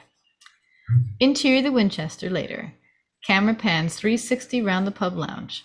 It's deserted, lit only by the fading shafts of daylight. The curtains have been drawn over the broken window and billow ominously. We find Liz and Diane sitting silently with Barbara, staring at the opening. Ed stands forlornly by the fruit machine. David paces. Will Shaun be gone long? No, Barbara. It's a good 20 minutes since he went. 17. Either way, we should think about blocking up the window. We're totally exposed. How will Shaun get back in? Oh, I'm sure he'll have to knock. Nobody moves. We hear distant moans outside. Oh, for goodness sakes, let's at least get some lights on. David strides over to some light switches. Liz leaps up. David, wait! David goes ahead and flips the switches. Nothing happens. Power's off. That's a good thing. We don't want to advertise our whereabouts any more than we already have. No, of course not. Do we, David? No, of course not, Lizzie. I'm just trying to be proactive. We have to face some facts here. The power and phones are off. There's no sign of the owners, and there's a bloody great hole in the window. You did that, you twat. Someone had to make a decision. I don't know if you've noticed, but we are in a spot of bother back there. Somebody needs to take control of the situation, and if no one else is prepared to take on that responsibility, then perhaps I should. Nobody speaks. Again, we hear the distant moans. Will Shaun be gone long? He'll be back soon. How can you know that? How do we know he's even coming back? I don't think he'd leave us, Daphs. Won't he? Lizzie, are you really going to put your faith in a man who last night you spectacularly binned for, among other things, being unreliable? A man whose idea of a romantic night spot and an impenetrable fortress are the same thing. A pub. We are in a pub. What the hell are we going to do? I could get around in. Will Shaun be gone long? Look, let's just keep quiet and wait for Shaun. We can barricade the window when he gets back. Okay, what then? I mean, how long are we going to be here? Hours? Weeks? What about food? What are we going to eat? Toasties? Yeah, there's a breville out back. Phew, that's okay then. Oh wait, there's no power. Shut up. We've got plenty of bar snacks.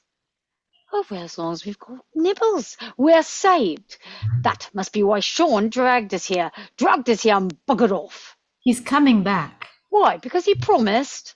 Even if he does come back, do you really think his master plan will extend to anything more than sitting in the dock eating peanuts? He's going to stroll on in and make everything okay, is he? I don't know, David. I don't know any more than you do. What I do know is that we're here now, and we have to make the best of it. Ed, get me a double vodka. Right, you are. I'll have one too, actually. Would you like a drink, Barbara? Hello? Yeah, fuck it. Let's all get blattered, shall we? Great idea. Why don't we have some nibble while we're at it? David flounces behind the bar and rifles through boxes of snacks, more petulantly throwing them out into the lounge. We've got mini cheddars. David! We've got twiglets. Daffs! We've got hoglomps. A hand snatches them from midair, a perfect catch. Pickle. Hello, Mum. SHAUN is back, striding in from behind the bar. There's shock and delight from all but David. SHAUN strolls over to Liz. Everything okay? SHAUN pops a pork scratching into his mouth. Any sign of John and Bernie? We haven't seen them. Did you check upstairs? Oops. SHAUN goes to the back corridor and tries a door marked private. He forces it a little. It won't open. I think it's locked. What's the phone situation? Dead. Same as the power. SHAUN nods and takes stock. He offers Liz the scratchings. Nice of you to join us. Promised, didn't I? David steps in. How did you lose them? I just gave them the slip. I mean, it wasn't too difficult. They're not all that. SHAUN casually leans it back against the bar. So you haven't been bitten, then? Do I look like I've been bitten? David eyes SHAUN's blood-stained shirt suspiciously. Yes. Look, this is all from earlier, and this is from Philip. And what's that? Pen. And how did you get in? There is a back door. Through the yard. I tried to tell you before. You went and smashed the window. What stopped you? You went and smashed the window. I wasn't the one blowing our cover by having a tiff with my boyfriend. He's not my boyfriend. A freshly pulled pint slides down the bar into SHAUN's hand. Might be a bit warm. Cool us off. Thanks, babe. SHAUN takes a long swig. Everyone looks at him expectantly. So, what's the plan then? Time cut to interior of the Winchester evening. Anybody want a peanut? The gang sit in the dark in their opening scene positions at their usual table. Barbara is huddled nearby. Empty glasses and mountains of empty snack packets on the table. Chairs and tables are stacked up against the doors and windows. The general mood has soured. David looks at SHAUN smugly. How about another drink? Nobody does. SHAUN looks at the pool table. How about pool? Again, no response. Probably a bit noisy with the ball release.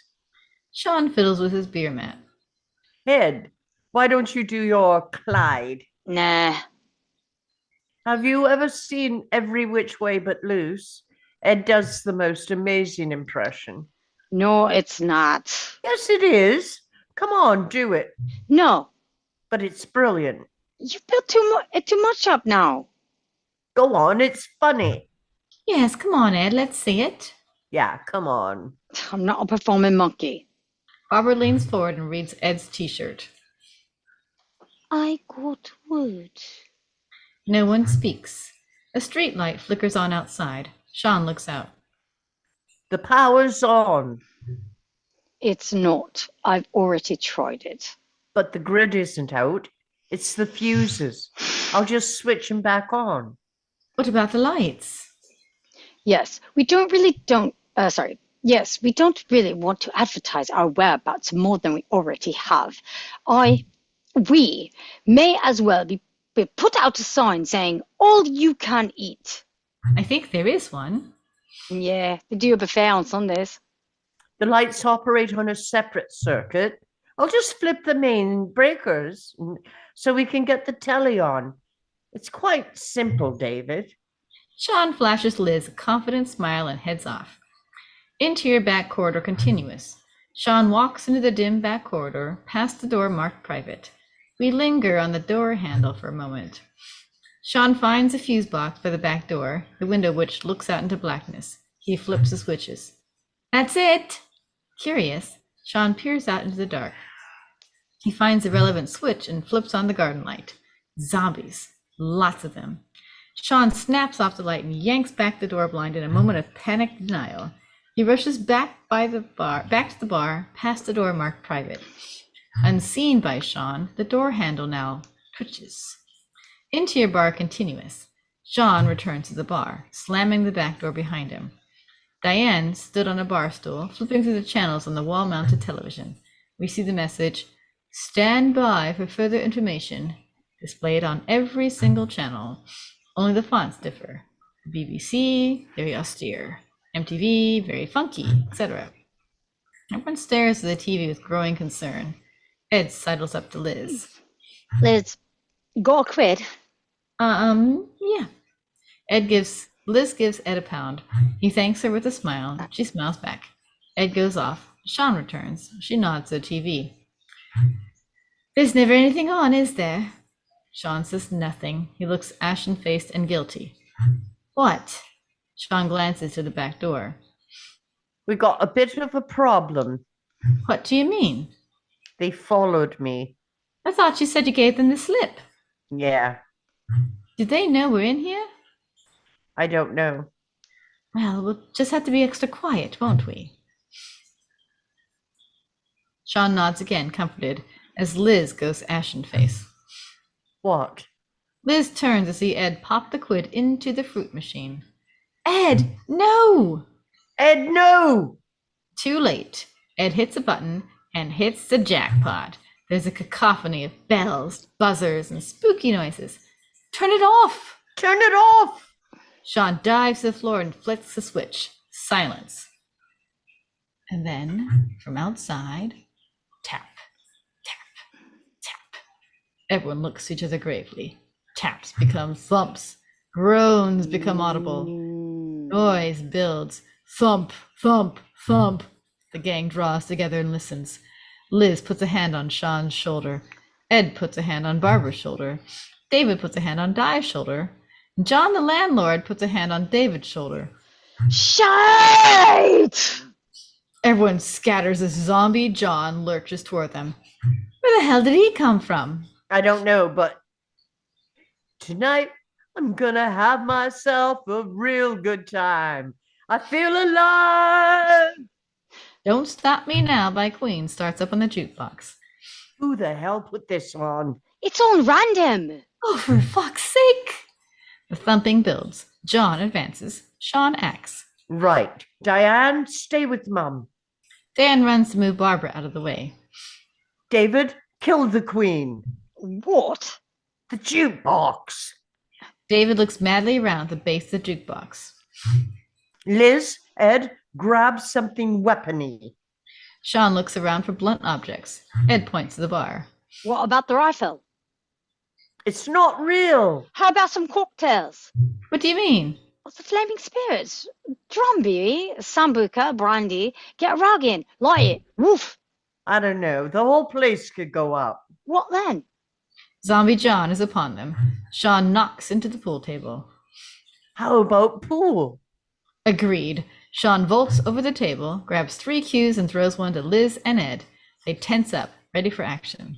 Okay, John, time at the bar. Having a good time, having a good time. As Queen kick off, the trio launch into action, whacking Zombie John with their cues. This is choreographed in such a way that the action corresponds with the song's lyrics. David, meanwhile, is having no luck with the jukebox. I can't find the switch. Get the fuses. David runs off to the interior back corridor continuous. David sees the fuse box. Panicked, he hits everything. Exterior pub continuous. The pub lights flash, illuminating a sea of zombies. Interior bar continuous. Shaun, Liz, and Ed subject Zombie John to a volley of blows. He catches Ed's cue and breaks it in half. Interior corridor continuous. David desperately flicks more switches. The backyard light comes on, throwing zombie shadows onto the blind. David freaks out and backs away, moving past the door marked private, which is now slowly opening to reveal Zombie Bernie. in her slippers. David yelps and retreats into the interior of the bar, continuous. David slams the corridor door and barricades it with chairs. Why is Queen still on? I couldn't find the switch. Zombie John rounds on Liz, pushing her backward over a table. Ed gives up his broken cue and runs off. Ed! 2 seconds. Shaun! Liz gets back up, brandishing a fire extinguisher. She lets it off in Zombie John's face. When the gas clears, Zombie John's face is iced with frost, but it keeps coming. Shaun! Shaun turns. Dan plucks 3 darts from the dartboard. She flings the first. It wedges into a bar post. The second dart hits John in the chest. Yes! The third hits Shaun. He yells in agony. Shawnee! Shawnee! Shaun looks up, a dart protruding painfully from his head. Ed is behind the door, the rifle in his hands. He throws it through the air. Despite the pain, Shaun catches it. He looks at the rifle in frustration, and with one almighty blow of the butt, sends John's head backward into the jukebox. Sparks fly. Queen stops. John drops. Why didn't he shoot the man? Shaun rounds on Ed with the rifle. Because it's... Bang! The rifle goes off. Shaun is thrown backwards. Optics shattered behind Ed. His jaw drops with joy. I fucking knew it! What I said, Big Al was right! Shaun gets up, looks at the smoking rifle, then at Ed. Okay. But dogs can't look up. Interior the Winchester moments later. Drawers and cupboards are opened, shelves cleared. A box of shells is discovered. Shaun has his work tie wrapped around his head. The rifle lies in the bar. The thumping from outside is louder than ever. Anyone fired a gun before? Oh, yes. Apart from Ed? I'm a pacifist. Ah, good. Where? One more backup. Oh. Ah, apart from David and Ed. I have. Good. Where? In a production of Lear, all the military played by women. It was a starter pistol. It's not really a serious qualification. We took it to the Edinburgh Festival. Sorry, what's Ed's experience? He shot his sister in the leg with an air rifle. Why? She asked me to. I think you should do it. I think we should all do it. How can 5 people operate one gun? Look, none of us has any real experience, okay? And we've only got Ed glances into the box of shells and shakes them. 29. 29 bullets. Corn shells? 29 shells. So we should work together on this. I need someone to help me reload and everyone else to keep looking out. You know, I'll fire. As Bertrand Russell once said, the only thing that will redeem mankind is cooperation. I think we can all appreciate the relevance of that now. Did you get that off the back of the beer mat? Guinness, extra cold. I won't say anything. Crash. The barricaded tables is by the broken window shutters. They definitely want to come in. Liz, can you get Mum out of the way? Ed, get me some shells. David, die over here. Crossing. Liz goes over to Barbara, who still clutches the flowers and leads her off. Barbara focuses on Liz and smiles. Barbara, Hello. do you want to come with me? Oh, yes, that would be lovely. It's nice to meet you finally. Sean's always talking about you. Really? I've got something for you. Barbara, I really ought to. Barbara produces an ornate ring on a chain around her neck. Sean's father gave me this. Sean's real father, that is. Philip never minded. I've kept it for 20 years. Liz smiles, unsure how to react. I want you to have it. Barbara, me and Shaun have... It's only right. Barbara pushes the ring into Liz's hand and winces. Liz looks down, a tissue protruding from Barbara's sleeve suddenly blushes dark red. Liz pushes the sleeve up. Beneath the wad of blood-soaked tissues is a large bite. I didn't want to say anything. I thought Sean would be worried. Shaun looks over to Barbara and Liz. Something's wrong. Liz? Here they come. Crash. The barricaded chairs and tables topples. Hands push at the curtains. Shaun has no choice but to fight. Get behind me! Get behind me! There's one! Guy points. A dead face peers into the bar. Shaun takes aim. Sorry, we're closed. Click. Nothing. Everyone looks at the rifle. Shaun shakes it. That happened to me on stage. Is it the safety button? Oh, cork it! Shaun looks from Ed to the rifle. He cocks it and fires. Bang, bang, bang. The zombie falls back, pulling the curtains with it. Crash. The window in the right-hand door goes. Zombies claw to get in. Diane sees him first. Over there! Over where? Bang. 3 o'clock. The team spin round as a unit. Shaun fires, though his aim is erratic. Another zombie clambers in at the first breach. Bang, bang. Ooh, over there. 11:45. What? Bang, 11:45. Keep it simple. bang. Sorry. Shaun manages to take out the door zombies. Top left. They all swing to the left. Shaun pulls the trigger. Click. Reload. Ed feeds Shaun 2 shells. I'm on it. Shaun cocks and fires, hitting a zombie in the head. Bang. Ooh, nice shot. Thanks. Let's block up the window. David and Di run to fix the fallen barricade. Take over a minute. Shaun hands a rifle to Ed and runs to Barbara and Liz. What's up? Are you all right? Shaun, I'm so sorry. Liz says nothing. She looks at Barbara. Mum, what is it? Oh, I didn't want to be a bother.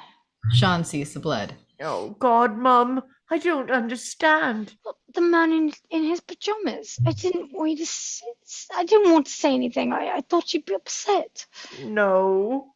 Ed sees Shaun hug Barbara. He hands the rifle to Diane. Oh, take over a sec. Ed runs to the back of the room. David peers after him.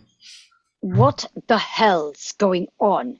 What the hell's going on? Barbara's hurt. I know first aid. I know first aid. Take over a moment. Diana hands the rifle to David and rushes over. She arrives to see Barbara lying feverish in Shaun's arm. Ed stands around, unsure what to do. Liz comforts Shaun. David sees her hand on his shoulder and looks down to his rifle. Shaun, Hold on, Mum. We're going to be fine. Shaun, I forgot to thank you. For what?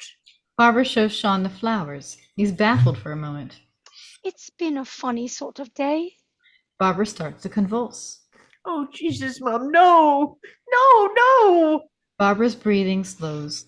Shaun buries his face in her hair. Click, click. I'll turn to see David pointing the rifle at Barbara. What are you doing? We have to deal with her. Daphs? Oh, for Christ's sake. She's going to come back. She's not going anywhere. She's gonna change. She's my mum. She's a zombie. Shaun positions himself between Barbara and the rifle. Don't say that. David, stop it. Move away. I'm going to count 2. Shaun leaps up, grabs a bottle from the table, and smashes it. He holds a broken bottle to David's throat. Don't point that gun at my mum. Shaun, come on now. Ed pulls a dart from the bar and aims it at David's neck. Don't point that gun at Barbara! Ed, don't exasperate things. What does that mean? Well, this isn't exactly fair. Yeah. Ed flips a pool cue from the floor and hands it to Diane. She raises a cue above Ed's head. Thank you. Ed smashes another bottle and holds it to Diane's throat. It's okay. Liz steps in, hands raised, affecting calm. Can we just stop and think about this? Tell him to put the gun down. Tell him to take the bottle away from my throat. Oh, grow up! She's going to change, Lizzie. She'll change and kill us all. You know I'm right. Your ex can't seem to grasp that. That's what this is, isn't it? It's me. He just doesn't like me. He never has. He's always hated me, and now He wants to shoot my mom. She's not. You've always looked down your nose at me. You never thought I deserved her, that I was good enough. What are you talking about? Oh, we all know you're in love with Liz. That is not true. Oh, yes, it is. It's not true. Yes, it is. What? I know you only hung out with me at college to get close to Liz, and when she knocked you back, I was there to pick up the pieces. I've come to terms with that, Daphs. Why can't you? David flushes red and stammers to Liz. Liz, I want you to know that my feelings for you are essentially... David, please. There are slightly more pressing matters at hand here. Yeah, like the fact that Daphs here is pointing a gun at my mother. Oh, I'm not the one being unreasonable, Pickle. For Christ's sakes, she's not dead. You said it yourself about your stepdad. Dad, She's finished. Stop being such a hypocrite. you're the one who's gone from chartered accountant to Charlton Heston. I'm not a chartered accountant. You look like one. Yeah. I'm a lecturer. You're a twat. Yeah. She's not your mom anymore. Any second now, she'll be just another zombie. Don't say that. We're not using the Z word. Please, can we calm the fuck down? The shouting excites the zombies clamoring to get in. Now I can see what David is trying to say, Thank you, Lizzie. even if he is being a twat. Yep. David fizzes with indignation. And Sean, look at me. I can't begin to imagine how hard this is for you, but we can't afford to let things fall apart. Sean, babe, I know you don't want to hear this, but Barbara is standing upright behind David.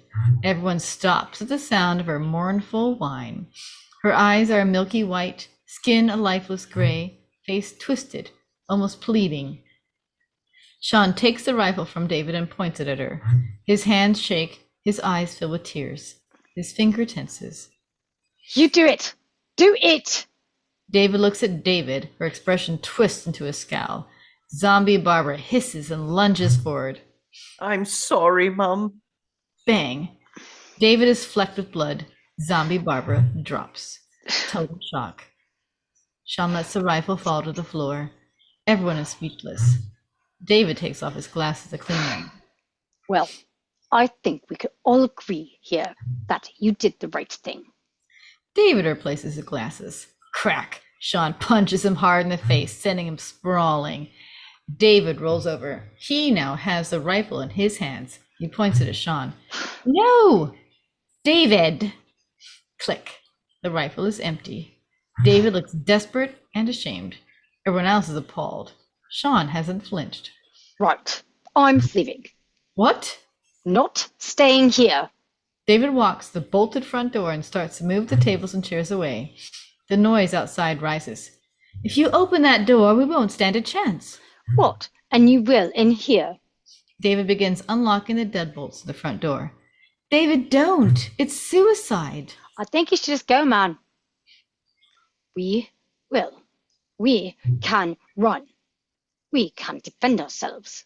What do you mean, we? What do you mean? What do you mean, we? You don't honestly think I'm going to go out that door, do you? Opening that door right now would be a very, very silly thing to do. So you're staying here with him Sean didn't. after all he's got us into? Sean didn't ask you. Diane, how? Let me finish. Sean didn't ask you to come here. You came for the same reason I did. You didn't know what else to do. Now, get away from that door this instant. What? David! David crumples, the pool cue dropping from his hand. He steps away from the door and slumps against the window in tears. I'm sorry, Diane. I'm sorry, Lizzie. Maybe we're not the ones you should be apologizing to. I'm sorry, Sean. Sean nods, silently accepting the apology. Well done, Daphs. That took guts. Smash! Dead hands break through the window. David is pulled back as zombies bite down on his body. He screams in pain. Shaun, Liz, and Di try desperately to pull David back as he is dragged outside and torn to pieces. They attempt to keep hold, but fall backwards to find themselves clutching David's severed lower leg. The screaming remainder of David is being sucked into the hungry crowd. David, no! Still holding David's leg, Diane gets up and runs straight to the front door, unlocking the final deadbolt. Di, don't! Di, don't! Too late, Diane opens the door and runs out to save David, thrashing at the zombies with her boyfriend's leg. I'm coming, Daphs! Diane is swallowed by the crowd. Zombies quickly take her place. Lots of them. All shapes and sizes, all walks of life, all ravenous. The floodgates are open. Oh dear. Cocktails. Do it! Ed runs off. Shaun grabs the rifle. Liz grabs the shells. He reloads and opens fire at the encroaching tide of zombies. Liz feeds them ammo as they slowly back up toward the bar. Eds! A flaming cocktail sails over Liz and Shaun's head and explodes over the door. It ignites the surrounding curtains and carpet. Zombies fall back momentarily. Keep them coming. The front barricade falls, zombies dropping clumsily into the room. Another cocktail explodes, holding them back. The back door shifts. The barricaded tables and chairs falls. Dead hands reach in the bar, grabbing Ed's neck. Go on, please. Shaun spins and throws the rifle to Ed, who catches it and blasts over his shoulder. The hands fall back, releasing him. Behind, a pizza delivery zombie walks through the fire. Ed, over here! Ed chucks the rifle to Liz. She's unsure what to do. The pizza zombie's head is protected by a helmet. Deftly, she smashes a visor with the gun butt and fires into the hole. Smooth. Shaun notices Barbara's body. He grabs his jacket and lays it over her face, placing the flowers on top. Bang! The back door gives. Ed turns to see zombies pour in. Shaun, look who it is. Fuck-a-doodle-doo. Leading the pack is a naked zombie Pete. Ed tries to ignite a cocktail, but his lighter won't work. Bitch. Shaun sees that Ed is in trouble and calls for the rifle. To me. Liz chucks him the rifle. Zombie Pete lunges at Ed, hissing. Don't grind me, you thick fuck. Ed gets Pete in a headlock, but he's distracted by a Halloween ringtone trilling out from somewhere in the bar. Ed looks up to see a commuter zombie holding his phone. Hey, that's mine, you cheeky. Ed screams as Pete bites down into his arm. Ed throws his head back in pain, making his neck available to the nearby zombie Bernie, who takes a massive chunk out of it. No! Shaun takes aim at Ed's attackers, but can't get a clear shot. Pete! Amazingly, Pete hears this and turns around to face Shaun. Pete's dead eyes lock with Shaun's. I said leave him alone. Shaun blows Pete's head clean off. He swings back to Ed, but can no longer see him. There are too many zombies in between. Ed! The front of the pub is now wide open. Liz fends off the increasing numbers with a hat stand. They're everywhere. Shaun! Bar! But... Liz bundles Shaun behind the bar.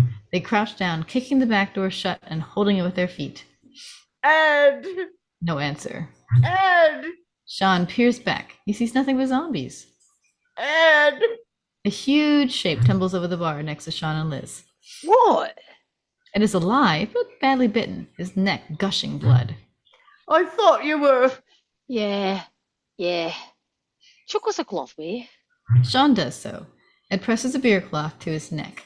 Zombies now fill the bar, having reached the first fire barricade. Yeah, the brandy. Shaun smashes a bottle of brandy and offers it to Ed. Not for me, you tit. Smash it on the bar. Shaun jumps up and smashes the bottle. He grabs his lighter and ignites the spirit. Flames rip along the bar. A new firewall erupts. Shaun rejoins Ed and Liz, triumphant. Where are the bullets? Corn shells. Where are the shells? Shaun jumps up again to retrieve the shells from the bar. He burns his fingers and crouches down again, sucking his thumb. Oh, fuck it. Ow, fuck it. Zombies now reach for the flames, pushing at the pumps. Alcohol rains down. Ed takes a few gulps. So, What are we going to do then? Where are we going to go? Sean and Liz look around at a loss. Then, bang! A football hits the back of the door, smashing a mirror. It falls down and settles on the trapdoor to the cellar. The cellar? Maybe we can get out. Yeah, there's there's the barrel hatch that leads down into the street. You mean go back outside? Which would you prefer, mortal peril or certain death? First one.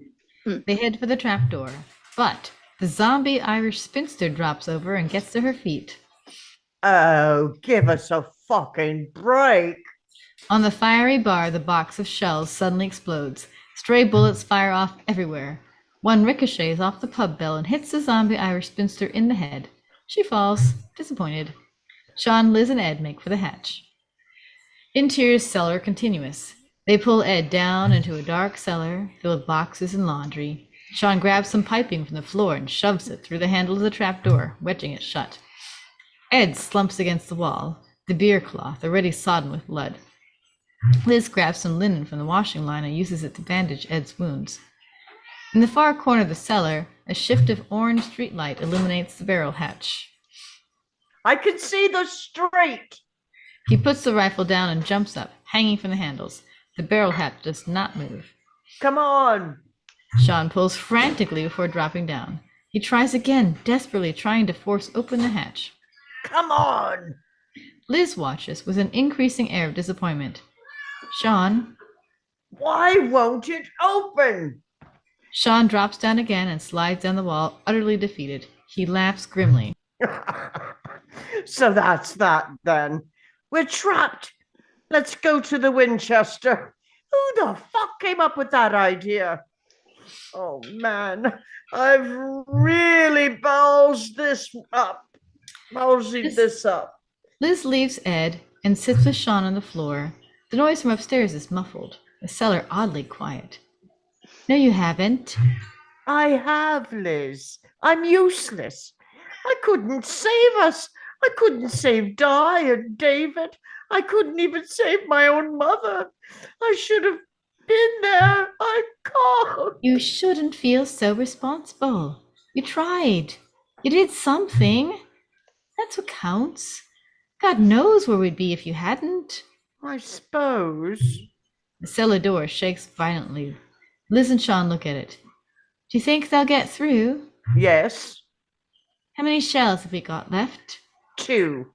I guess we could take out a few of them if they stand in a line.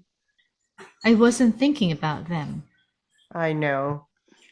Sean looks around the surrounding bottles and barrels. Can't we just drink ourselves to death? I don't think we've got time. The cellar door shudders again. Sean looks at the rifle. There's only 2 shells. What about Ed? I don't mind being eaten.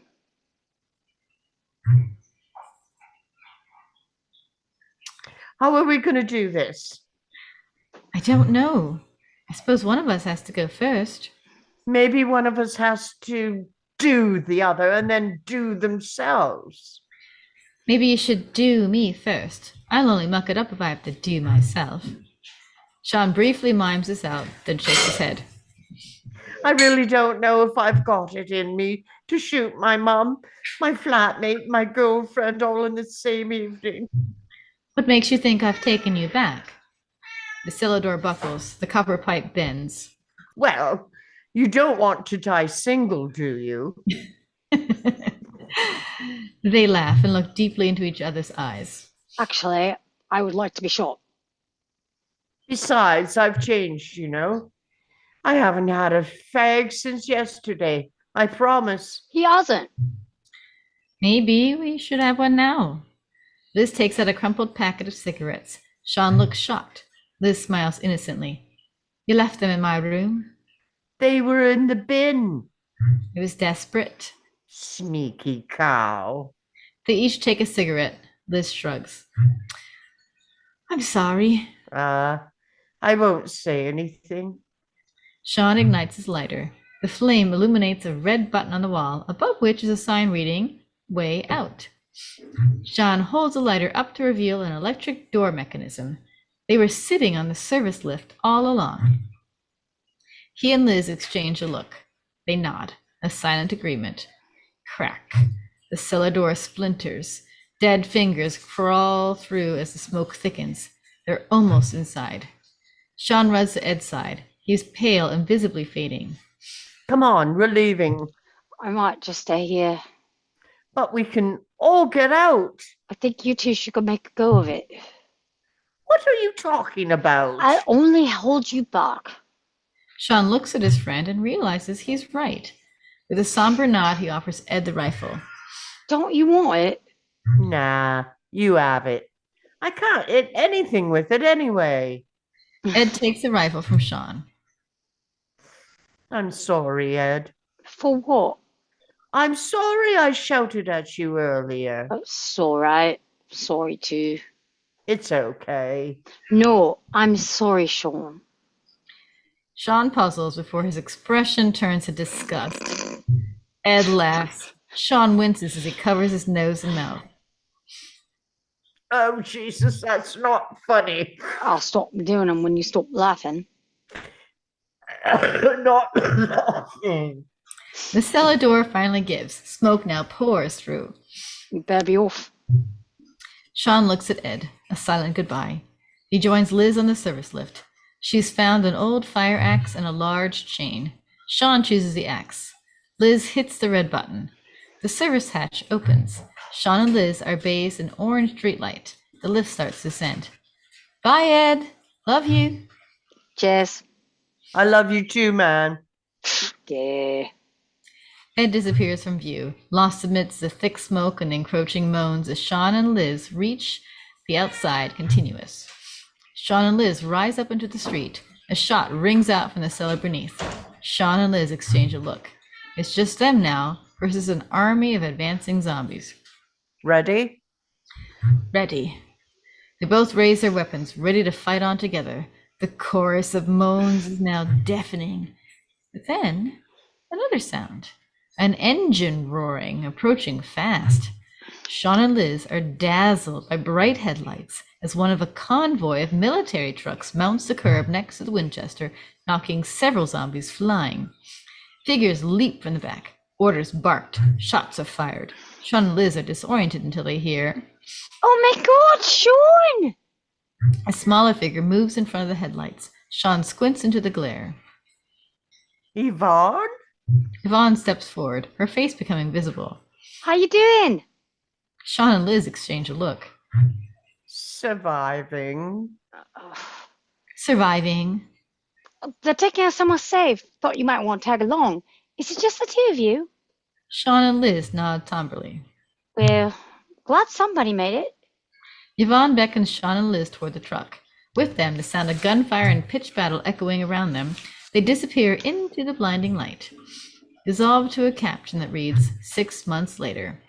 White noise flips to news, the troubled reporter from earlier, now very calm and being interviewed as an authority on the subject. These beings, these creatures, or to use the correct scientific terminology, zombies, pose the greatest threat. Flip. We see footage of military police racing down suburban streets, saving people from houses. It's a testament to the combined forces of the military that law was restored. Of course, we now realize that the phenomenon resulted from the use of Flip, a trashy American documentary. Quick cut to NCSC footage of zombies and shooting. Next, we'll hear the story of 10-year-old Isaac Baumgarten, who fought off the reanimated corpses of his extended family. It's all coming right up on Zombies from Hell. Flip, a serious documentary. Of course, the fact that the mobile decreased still have primal instincts and trace cognitive thought, we see zombies herded into a cage on the back of a lorry, makes them ideal recruitment for the service industry. We see a zombie Noel in overalls pushing shopping trolleys. And because we now know the condition is caused by Flip, a heated discussion on Trisha, a young married woman is sat on the stage. The corner graphic reads, I married a monster. People say it's wrong, but he's still my husband, you know. In the chair next to him, the young woman sits a figure in semi-darkness. Trish looks on sympathetically. I still love him. Still got the ring on my finger. Trisha. Flip. A lame game show with lumbering undead contestants on bouncy obstacle courses. An unseen commentator giggles. Interior house day. Bare feet lumber into the shot. Slowly, pan up. Sean. His face is tired, but happy. He yawns. We're back in the lounge. Room is tidy, but the decor a little different. More homely. There are pictures of Sean and Liz on the wall, next to 2 mounted rifles and posters advertising a club at which Sean now DJs. We also see pictures of David and Di and Barbara and Philip arranged like little shrines. Liz sits on the sofa, idly flicking through the cable channels. She's wearing Barbara's ring. Sean kisses her. Hello. Hello. So, what's the plan then? Right. We have a cup of tea, then we go get the sundaes. Head down to the Phoenix for a roast, reach out in the pub for a bit, and then wander back, watch a bit of telly, and go to bed. Perfect. I'll get the kettle on. Nice. Can I have 2 sugars? Ooh, adventurous. Just gonna pop into the garden, actually. Go on, then. 2 secs. Interior shed moments later. Sean opens the repaired shed door. The interior is dimly lit by a flickering light. Sean sits down and picks up a game controller, then presses a button, and a voice booms. Player 2 has entered the game. A zombie Ed sits on the floor, playing a video game. He is shackled to the wall. Ed turns to see Sean playing next to him. He looks at him for a moment before making a slow lunge at his arm. Sean bats him away playfully. Ed. They continue playing. Sean scores a point. Ed groans. Sean laughs. The end. I apologize for my terrible English accents. Sorry. Oh, that's all right. We're all Sorry over the to continent, I everybody. think. All over the island. That was fun. It was fun. It's very fun. Yeah, it's a really, really funny script. I really like it. So, Good times. good times. Loved it. Yep. And if you haven't seen Hot Fuzz, y'all out there in YouTube land, you should go watch that one too. It's kind of not really a sequel, but it features some of the same characters. So Yeah, it's pretty awesome. pretty cool. So, all right, I should be getting going. Yep. Okay. You too, Bye. probably. Bye. Bye, YouTube. Goodbye. Have a good evening. What's left of it. What's Yes. that? Yep. All right. Watch out for, dark Zombies. alleys. Ciao. Bye. Bye-bye. Have fun storming the pub. So you haven't seen this one, Vicky? I have not. No. You have not? Mhm. Yeah, it's well worth watching if you can get a hold of it. Yeah, actually, my daughter has it, so yeah, I'll be able to watch it. Okay. And I think we got one more vampire movie coming up. I think it's Bram Stoker's Dracula coming up in 2 weeks. Yes. So we actually get a week off. Yay. Yeah. Yeah, I'm away. Of course, they're calling for snow Oh, for no. those 2 days of travel, so it's like but it'll be warm, so it'll be like slush, really, Okay. if it happens. If it happens. Yeah. All right. They could be wrong.